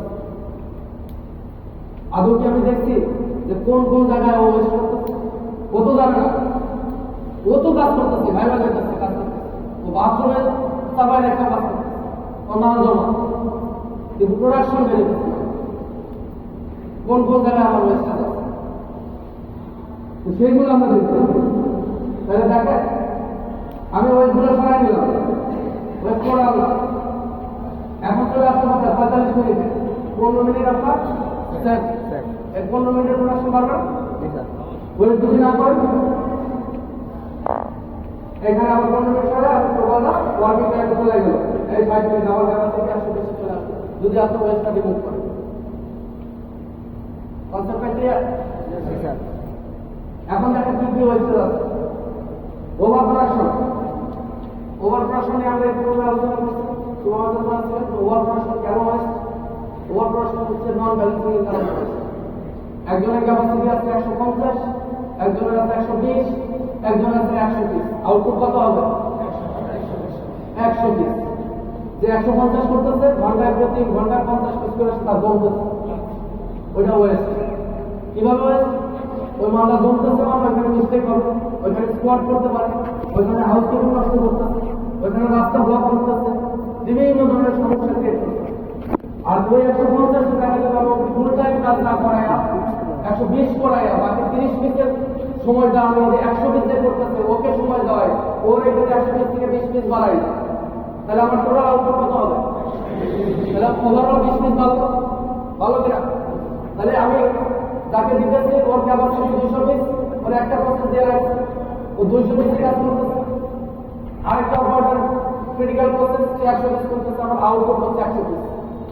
এই যে ঘন্টায় যে ক্যাপাসিটিটা ও কাজ করতেছে, তখন লুজ করতেছে, ও আরেকজনের সাথে গল্প করতেছে, ও ঘন ঘন ওয়াশ করে যাইতেছে, ও যাওয়ার সময় দুজনে পোকা মারতেছে, আমার তো কাজ জমা নাই, আরে ধরবেন আমার তো কাজ জমা নাই। ও কি প্রপার ইউটিলাইজ? ওর ক্যাপাসিটি কত আছে, কত এসএসজির মাল দেওয়া হবে, বাকি সময় সে কি করবে? তাহলে ওই সময় যে 120 করতেছে ওকে যদি টাইম কিছু দেওয়া উচিত এরিয়া দেওয়া হয় তাহলে এখান থেকে 20 মিনিট বেড়ে যাবে। তাহলে ওভারঅল প্রোডাকশন আমার 20 মিনিট বেড়ে যাবে। পারবে কিনা? এই জন্য এটা ব্যালেন্সিং এর উপর ডিপেন্ড করে। ওভার প্রোডাকশনটা হচ্ছে ওয়েস্ট। এখানে আপনাকে ব্যালেন্স রাখতে হবে, সবাইকে সমান এসএমই মাল দিতে হবে। যার স্কিল দুর্বল, সবাই তো সমান স্কিলের না, তাকে আপনাকে সাপোর্ট দিতে হবে। সেখানে আপনার কাজ করণীয় সিলেক্ট করে নিতে হবে কোনটা কোন অফারটা আমার আনস্কিল আছে বা নন স্কিল আছে, কম প্রোডাকশন হচ্ছে, সেই জায়গাগুলোতে সময় দেওয়া ওকে ডেভেলপ করে দিতে হবে। তাহলে আপনার ওভারঅল প্রোডাকশনটা বাড়বে। এই জায়গাগুলো হচ্ছে একটা ওয়েস্ট ব্যালেন্সিং এর। দ্বিতীয় ওয়েস্ট কি? ওয়েটিং। ওয়েট করতেছেন, পিছন থেকে কাজ দিতে পারতেছে না, অথবা ফোল্ডার দিতে পারতেছে না, অথবা বিভিন্ন ধরনের সমস্যার কারণে অপারেটর ওয়েট করতেছে কাজের জন্য। ওয়েট মানে তো ওয়েস্টেজ, ওয়েট মানে তো ওয়েস্টেজ, তাই না? তাহলে ওয়েটিংটা কিভাবে বন্ধ করা যায় সেটা নিয়ে আপনাকে কাজ করতে হবে। আপনাকে প্রি প্রোডাকশন অ্যাক্টিভিটিসটা স্ট্রং করতে হবে। এই ফ্যাক্টরিতে তো আমি এসে দেখছি লেআউট করে 2 দিন শেষ, তো গাড়িটা 20 পিস 5 পিস করে প্রোডাকশন করছে। এখন আপনারা কোথায় নিয়ে আসছেন? অলমোস্ট 0 নিয়ে আসছেন না? তৃতীয় দিনে আপনার মাল প্রোডাকশনে চলে যাচ্ছে, পিক প্রোডাকশনে চলে যাচ্ছে। করছেন না এটা বলো? আমি এটাকে আরো করতে হবে। কি করণীয়? আরো 3 দিন আগে প্রিপারেশন রেডি করতে হবে। আরো 5 দিন আগে আপনাকে কাজ নিয়ে আসতে হবে। ক্রিটিক্যাল প্রসেসের কাজ কোনগুলো আছে সেই মেশিনগুলো আপনাকে আলাদা সেটআপ রাখতে হবে, সেখান থেকে কিছু মাল করে রাখতে হবে যাতে মেশিন সেটআপের কারণে ওখানে বসা না থাকে, ওয়েটিং না করতে হয়। ফোল্ডারের জন্য ওয়েটিং না করতে হয়। একটা লাইনে গেছে, এক্সাম্পল দিয়ে গেছে, ফোল্ডার আছে 3 দিন আগে বলছে, এখন পর্যন্ত পারে ওই লাইনে লেআউট দেওয়া যায় কেন? তাহলে আপনার প্রিপারেশন কোথায় ছিল? আপনি নিশ্চয় ব্যবস্থা নেন নাই কেন? এই জন্য আপনাকে চিন্তা করতে হবে এই ধরনের যাতে কোনো ধরনের প্রবলেম আপনার কারণে ক্রিয়েট না হয়। ওভার প্রসেসিং, ওভার প্রসেসিং একই কাজ আপনি বারবার করতেছেন, একই কাজ আপনি বারবার করতেছেন, এডিশনাল মার্ক করে দিতেছেন, এডিশনাল আয়রন করে দিতেছেন, বিভিন্ন ধরনের ওভার প্রসেসিং করতেছি আমরা, করতেছি না? একই কাজ বারবার করতেছেন, বা বিভিন্ন ধরনের লেআউটের সিকোয়েন্সের কারণে হচ্ছে, বা বিভিন্ন ধরনের বাইরের রিকোয়ারমেন্টের কারণে বা কোয়ালিটি রিকোয়ারমেন্টের কারণে হচ্ছে। আর কোয়ালিটিকে আপনি নিশ্চিত করতে হবে যে আমি এটা ছাড়া আমি আপনার রিকোয়ার্ড কোয়ালিটি দিব, তাহলে তো কোয়ালিটি ধরবো না, তার দরকার কোয়ালিটি, তার দরকার প্রসেসের কোয়ালিটি। আর আপনি ওটা দিতে পারেন তাহলে তো তার কোনো সেটা, তার তো কোন কোন প্রসেস দিয়ে করে আপনি কাজটা করবেন সেটা রিকোয়ারমেন্ট না, তার রিকোয়ারমেন্ট প্রসেসটা কোয়ালিটি করে দিতে হবে। আর সেটা করার জন্য আপনাকে ওই সিস্টেম ডেভেলপ করতে হবে, ওইখানে তাদেরকে ডেভেলপ করতে হবে। ওই ওভার প্রসেসিং মানে কি? একটা অপারেটর যদি বেশি লাগে আপনার ওইটাই ওয়েস্টেজ, আপনার যদি 20 সেকেন্ড বেশি লাগে সেটাও ওয়েস্টেজ। এই জন্য এই জিনিসগুলো ওয়ান শটের মধ্যে আপনার প্রোডাকশন হয়, কোয়ালিটি হয়, সেটা দেখতে হবে। তারপর হচ্ছে ডিসকানেক্টিভিটি, অনেক ইম্পর্টেন্ট একটা ওয়েস্ট, এটা আমরা কেউ জানি না যেটার কারণে হচ্ছে ডিসকানেক্টিভিটি।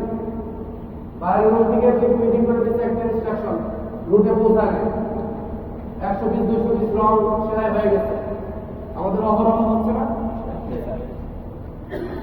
কোয়ালিটি ম্যানেজার একটা ইনস্ট্রাকশন দিচ্ছে, তার ইনচার্জকে ইনচার্জ প্রোভাইডে জায়গা মতো পৌঁছায় না, ইনচার্জ প্রোডাকশনের ওই সুপারভাইজার ওই লাইন থেকে ওই মেসেজটা পৌঁছায় না, প্যাটার্ন কিছু পারিশ্রমিক হয়েছে, বাইরের রিকোয়ারমেন্ট পিডিএফ কিছু চেঞ্জ হয়েছে, ওই ইনস্ট্রাকশনগুলো প্রপারলি প্রপার হয়েছে, জায়গা মতো রুটে পৌঁছায় না, যার কারণে অনেক মিস্টেক হচ্ছে।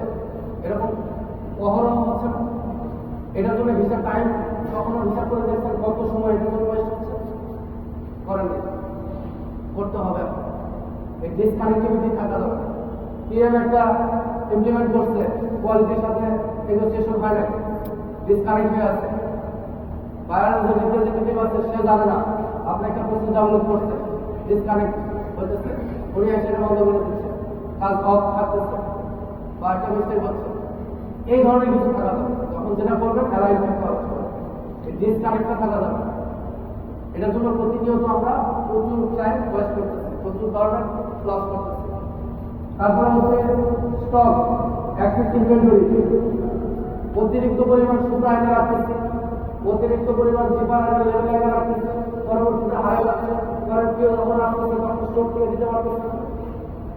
আপনি তো নিয়ে গেছেন স্টোর দায়মুক্তির জন্য কি করতেছে, যা আছে সব নিয়ে যাও, লাইনে যখন সব নিয়ে যাচ্ছে সেটা এলোমেলো করে রয়েছে, হাউসকিপিং ঠিক নাই, মিস্টেক হচ্ছে, কোনো সুতার কাউন্ট মিস্টেক হচ্ছে, সুতার কালার মিস্টেক হচ্ছে, আপনার যা লাগবে সেটা না একটা অতি পরিমাণ নিয়ে আসতেছে, করার সাথে চিন্তা করতেছে আমার এখানে খালি করে দিতে পারলে আপনি সব দিয়ে দিচ্ছে, ঠিক না? নুরুদ্দিন নাকি দুবাই, হ্যাঁ যা আছে সব দিয়ে দিতেছ, চিন্তা করতেছে আমি তো দাঁড়িয়ে রাখলাম, আর কে ওই ওটা শেষ করছে, বাকিটার জন্য পরের কেউ কোনো মান নাই, ঘোরাঘুরি করতেছে, সুতা বুঝতেছে, লাইন বসা, জিপার আনছে অন্য সাইজ বুঝতে, কদিন আগে যে ঘটনাটা ঘটছে, লাগবে এক সাইজ দিন আমার এক সাইজ না, কি করবে যা পাইছে লাগাই দিচ্ছে। এইগুলো হচ্ছে আপনাকে নির্দিষ্ট পরিমাণ অ্যাক্সেস ইনভেন্টরি, এইগুলো অ্যাক্সেস ইনভেন্টরি থাকা যাবে না, যা লাগবে সেই অনুযায়ী দিতে হবে এবং সেই অনুযায়ী ইউজ করতে হবে। সুতা এলোমেলো ভাবে করে রয়েছে লাইন, তাই না? এই জিনিসগুলো অ্যাক্সেস ইনভেন্টরি, এগুলো কি ওয়েস্ট করা না টাইম? একটা মিস্টেক হলে কত সময় ওয়েস্ট হয় হিসাব করে দেখুন, তখন আমরা দৌড়াই একটু টলারেন্স দেন, নেক্সট টাইম আর হবে না। আর বাবা আপনার টলারেন্স ওকে কাস্টমারের মানে ক্লেম হতে পারে, কারণ আমরা তারপরে বলি কি লাইন বন্ধ থাকবে, আমরা এখান থেকে কম্প্রোমাইজ করতেছি। এরপরেও ওয়েস্টেজ হতেছে, টাইম ওয়েস্ট হতেছে, লাইন প্রোডাকশন টাইম হতেছে, বন্ধ হয়ে যেতেছে। তো এই ধরনের ওয়েস্টেজ ডিসকানেক্টিভিটির কারণে কন্টিনিউ হচ্ছে, ওভার স্টপের কারণে কন্টিনিউ হচ্ছে। এখানেও সিস্টেম থাকতে হবে, সিস্টেমেটিক্যালি আসতে হবে।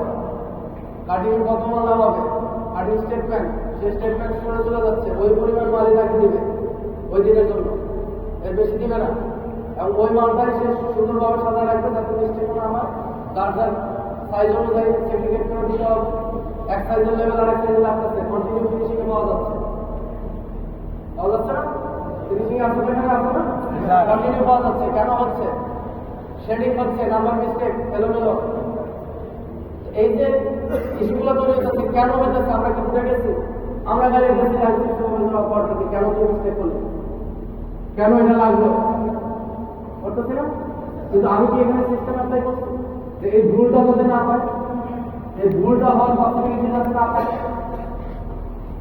এগুলো এখানে সিস্টেম প্রত্যেকটা জায়গা জায়গায় সিস্টেম করতে হবে। এটা কতক্ষণ আপনি ধরে রাখবেন, কতক্ষণ আপনি দেখে রাখবেন অপারেটর। আমরা গার্মেন্টসের কাজ করে 90% লোক অশিক্ষিত লোক থেকে, তাদের কাছ থেকে আপনি ওই লেভেলের আশা করতে পারেন না। এই জন্য আপনাকে সিস্টেমটা ওইভাবে দিতে হবে যে ইচ্ছা করলে যাতে এটাকে মিস্টেক না করতে পারে, ইচ্ছা করলে ওইটাকে না করতে পারে। নির্দিষ্ট সাইজের লেভেল ওর কাছে থাকবে, আর বাকি সাইজ থাকবে না। যখন অন্য সাইজ আসবে তখন ওই সাইজের লেভেল আসতে হবে তার কাছে, ওই সাইজের জিপার আসতে হবে তার কাছে, ওই কাউন্টের সুতার কাউন্ট অনুযায়ী আলাদা আলাদা থাকতে হবে। কোন কাউন্ট লাগবে, কোন কালার লাগবে, ওই নির্দিষ্ট জায়গায় হাত দিয়ে ওই জায়গা থেকে আসতে হবে। ওই যে বস্তা থেকে পুলিশরা চার্জিং করে লাগাইতেছে, এদিকে সুপারভাইজারের প্রেশার, গল্পের প্রেশার কম হওয়া যাবে না, হাতে কাছে যা পাইতেছে তাই একটা লাগাবে। হচ্ছে এরকম এরকম হওয়া যাবে না। ওই জায়গাগুলোতে প্রত্যেকটা জায়গায় সিস্টেম কিভাবে ইমপ্লিমেন্ট করা যায় চিন্তা করতে হবে, ওই সিস্টেম দিতে হবে। এই জন্য শুরুই আমার কিন্তু কি নিয়ে মূল সিস্টেম ডেভেলপমেন্ট নিয়ে।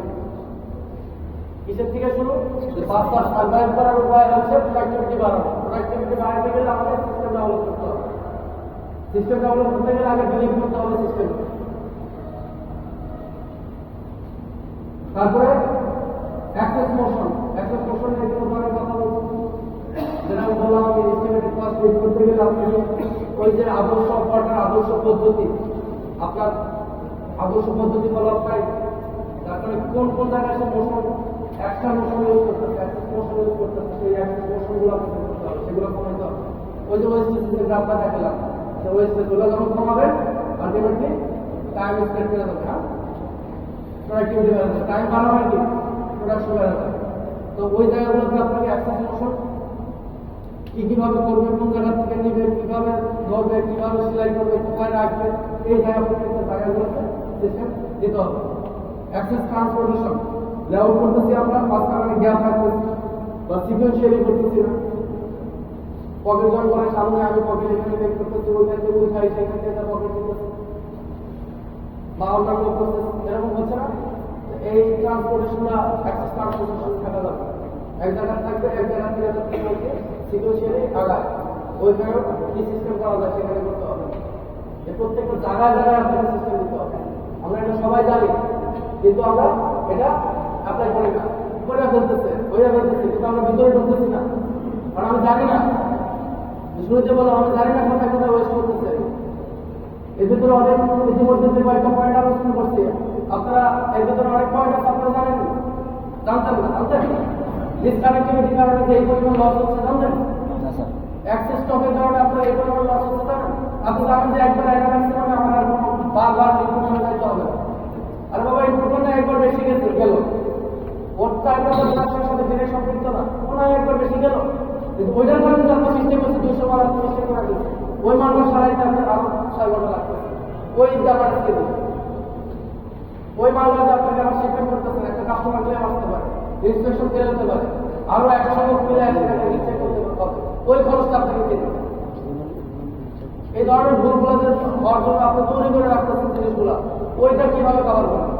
আপনি যে নগদ চিন্তা করতেছেন যে ডাব্লিউ কি বেশি মানে আমার প্রোডাকশন বেশি, আমি করে রেখে দিলাম, ওইখান দিয়ে আউটপুট দিলাম, সহজ হিসাব।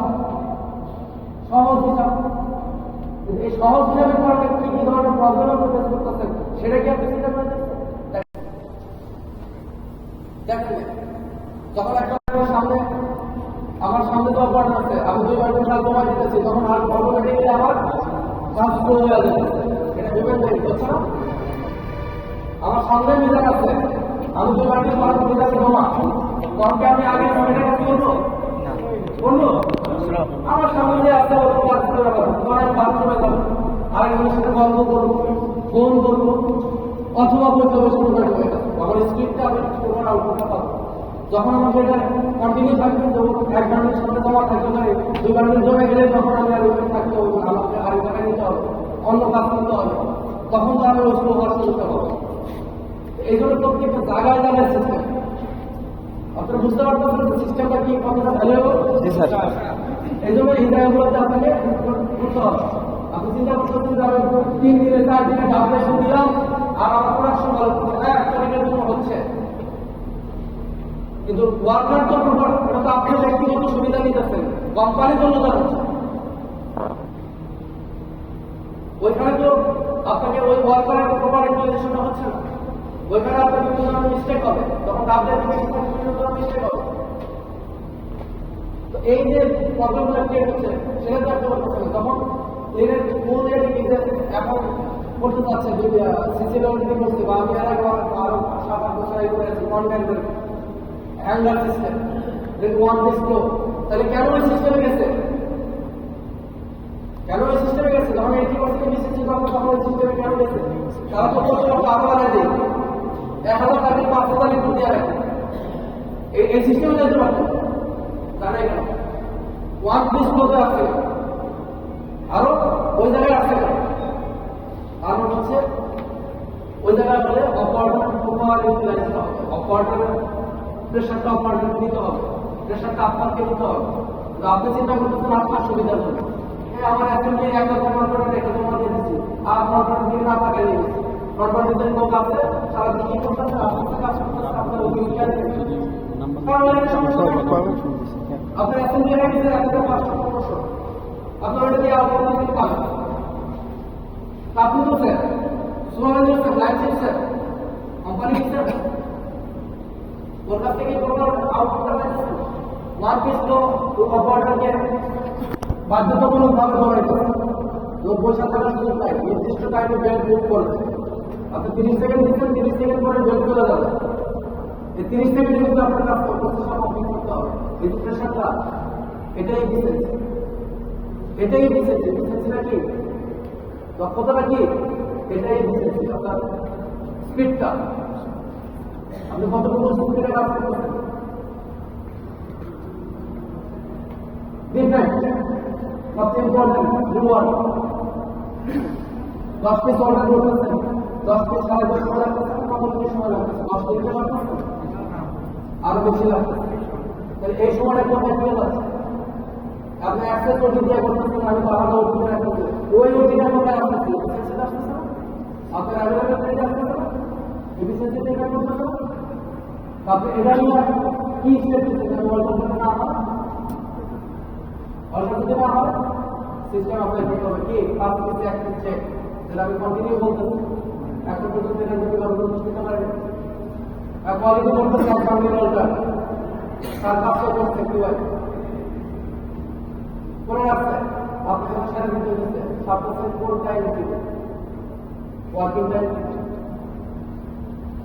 কাবুল সময় নিয়ে আপনি রেজাল্ট করতেছেন 10 টাকা হচ্ছে আপনার লাইন ধরে যাচ্ছে ওয়ার্কিং মিনিট এফিসিয়েন্সি লস হচ্ছে বুঝছেন না?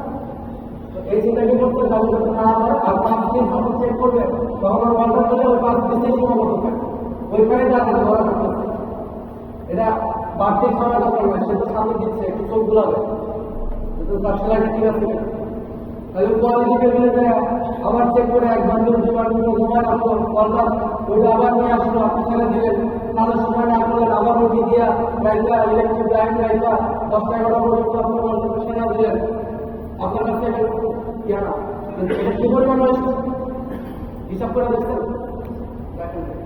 এই জন্য এখানে ওই সিস্টেমে যেতে হবে যাতে প্রসেস থেকে সোর্স থেকেই অর্ডার কম আসে সোর্স থেকেই না আসে বা হলে পরে ওই জিনিসটা কাগজে করা যাবে সেই সিস্টেম ইমপ্লিমেন্টের আপনারা আছে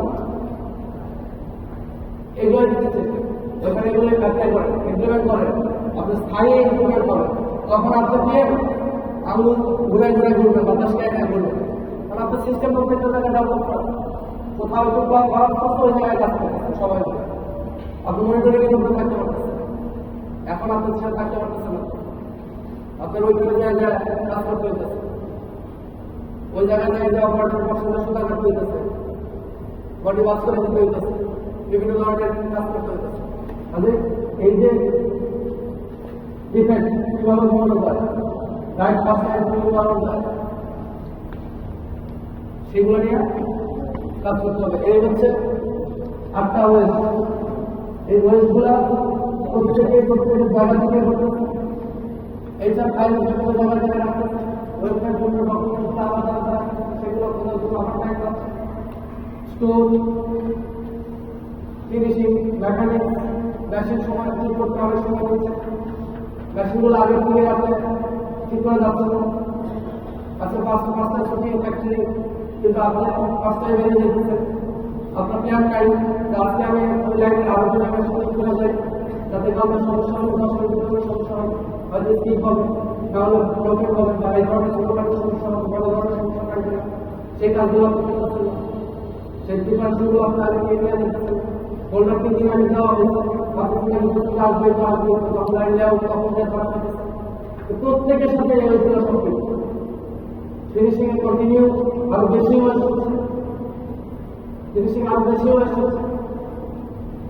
করতেছেন ওটি দিতেছেন অর্ডার করতেছেন অর্ডার করতেছেন চেক করতেছেন এই টাইমগুলো কোথায় আছে এই যে আমরা শুরুতে ছিলাম এখানে সার্ভাইভ করতে গেলে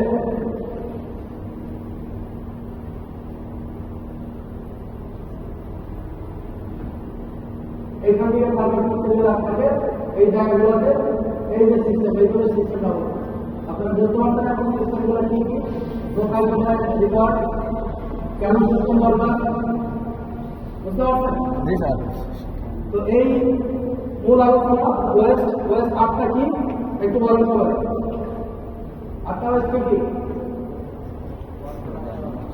ওভার প্রোডাকশন এক নাম্বার দ্বিতীয়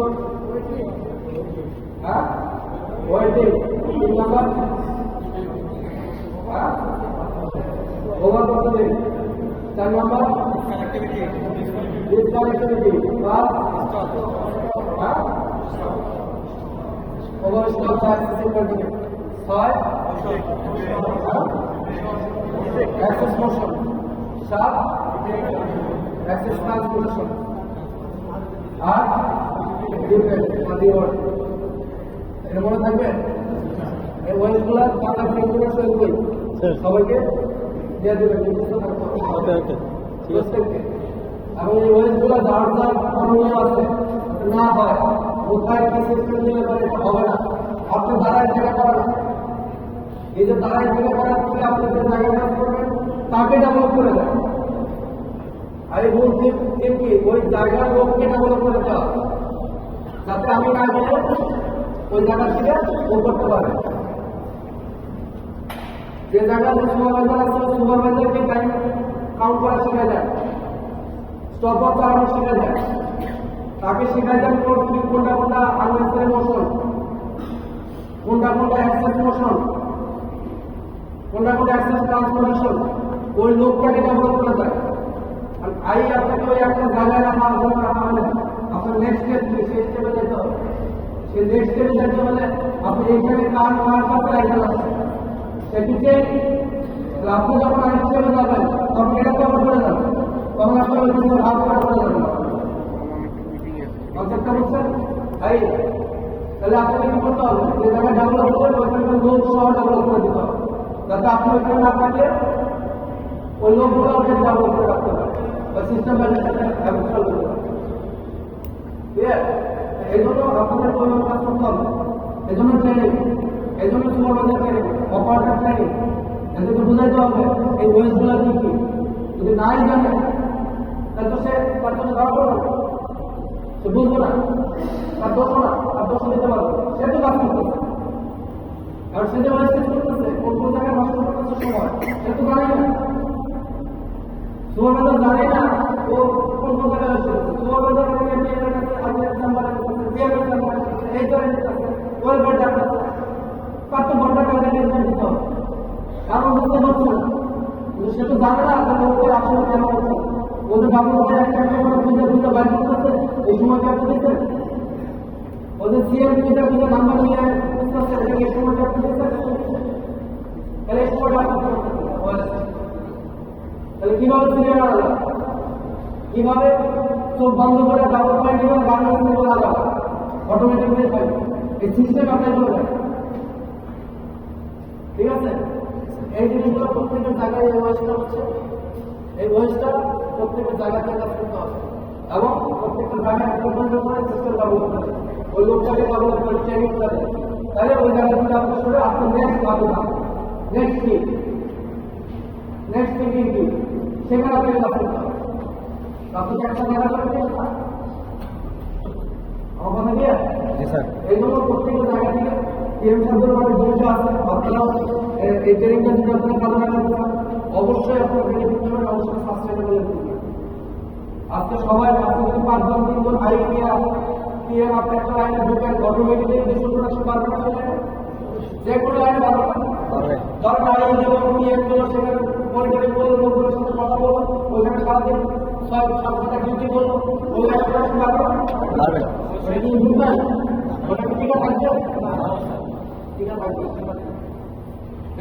কি করতে হবে, কোন কোন জায়গা থেকে আমার ক্যাপাসিটি অনুযায়ী প্রসেস ইনফরমেশন আসতেছে তাকে ডেভেলপ করে দেওয়া, ওইটাই আমাদের যদি সময় লাগে। এটা নম্বরে পাবেন, দিনেরটা দিনে পাবেন, আপনি খুশি ইম্প্রুভমেন্ট হয়ে গেছে, কিন্তু কাজ আপনি করেন। আর ওইটা 2 দিন সময় নিতে আপনি চিন্তা করতেছেন আর একটা সময় লাভ নাই, কিন্তু 2 দিন সময় পরে যতদিন চলবে ততদিন ওটা ইম্প্রুভ, তাহলে লাভটা কম। তোমার চিন্তা করতে হবে নগদ লাগে, আজকে কোনো বাঁচতে হবে, আজকে কোনো বাঁচতে হবে।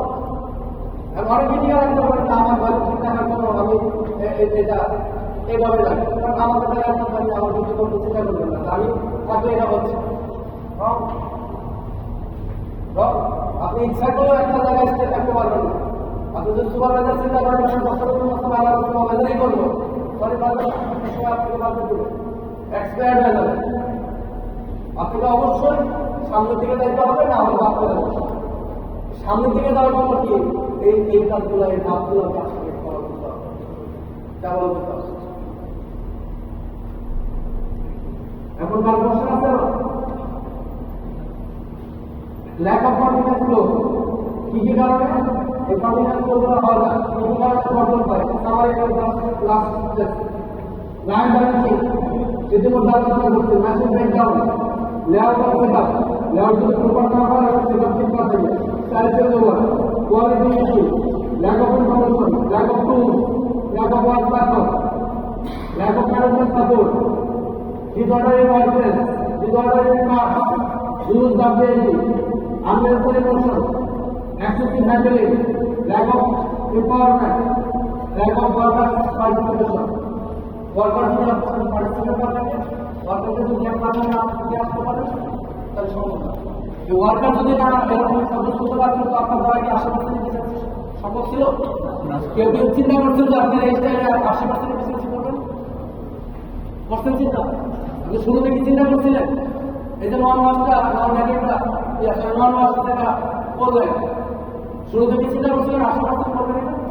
শুরুতে তো সবাই কেন বলে করছেন কি হবে এটা করা যাবে না।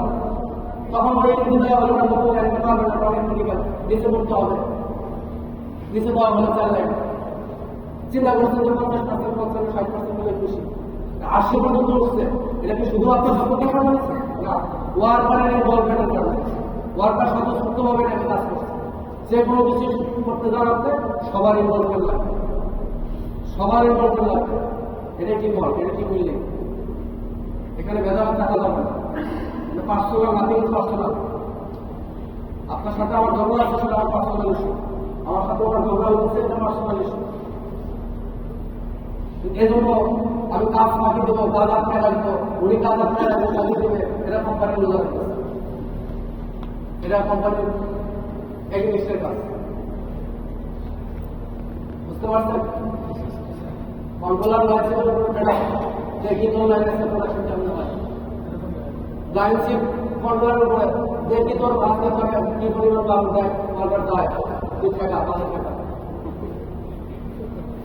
লুজাকে ওটা তো আপনাদের পার্সোনাল ইস্যু এই জন্য পার্সোনাল ইস্যুটা সামনে করে রাখে দূরে রাখে কোম্পানির এক আন্দোলন নিতে আসে ইনশাআল্লাহ যেভাবে করা হচ্ছে যেভাবে টিম ওয়ার্ক করছে এটাকে যদি আরো বাড়ান এবং এই যে প্রত্যেকটা জায়গায় জায়গায় যদি সিস্টেমটা চিন্তা করেন যে আমি এটা পারমানেন্ট কিভাবে সলিউশন করা যায় অবশ্যই আমরা আমাদের লক্ষ্য করতে হবে কোনো চ্যালেঞ্জে আমাদের সমাধান করতে হবে কি আমি কি রাইট তো এই জায়গাগুলোতে আপনাদের সবাইকে ব্যাপার করতে হবে তো আপনার কোশ্চেন আছে আমাদের কিছু আছে ফিডব্যাক কি কেমন লাগলো কেমন বুঝলেন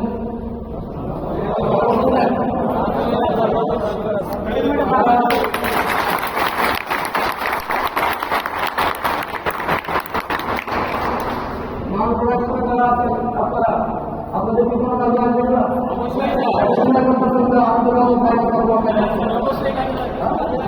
কি পার্ট সমপরিমাণের পার্ট যারা আছেন যত ডিপার্টমেন্ট আছে সিজিএল এর পারফরমেন্স প্রত্যেকেই সমানভাবে ঠিক আছে প্রত্যেকের সাইড থেকে সাপোর্ট গুলা করা যায় ও কাস্টমার স্যাটিসফ্যাকশন এবং বিজনেস ওই জায়গায় সবাই ঠিক আছে এই জন্য ওটাকে করতে গেলে আমি বয়ে থাকলাম আমি আস্তে আস্তে কিভাবে কোন স্টেপ থেকে কোথায় জায়গা করতে হবে সেই জিনিসগুলা ওই জায়গায় নিয়ে দেখালাম এখন বাকিরা আপনাদের ধন্যবাদ সবাইকে থ্যাংক ইউ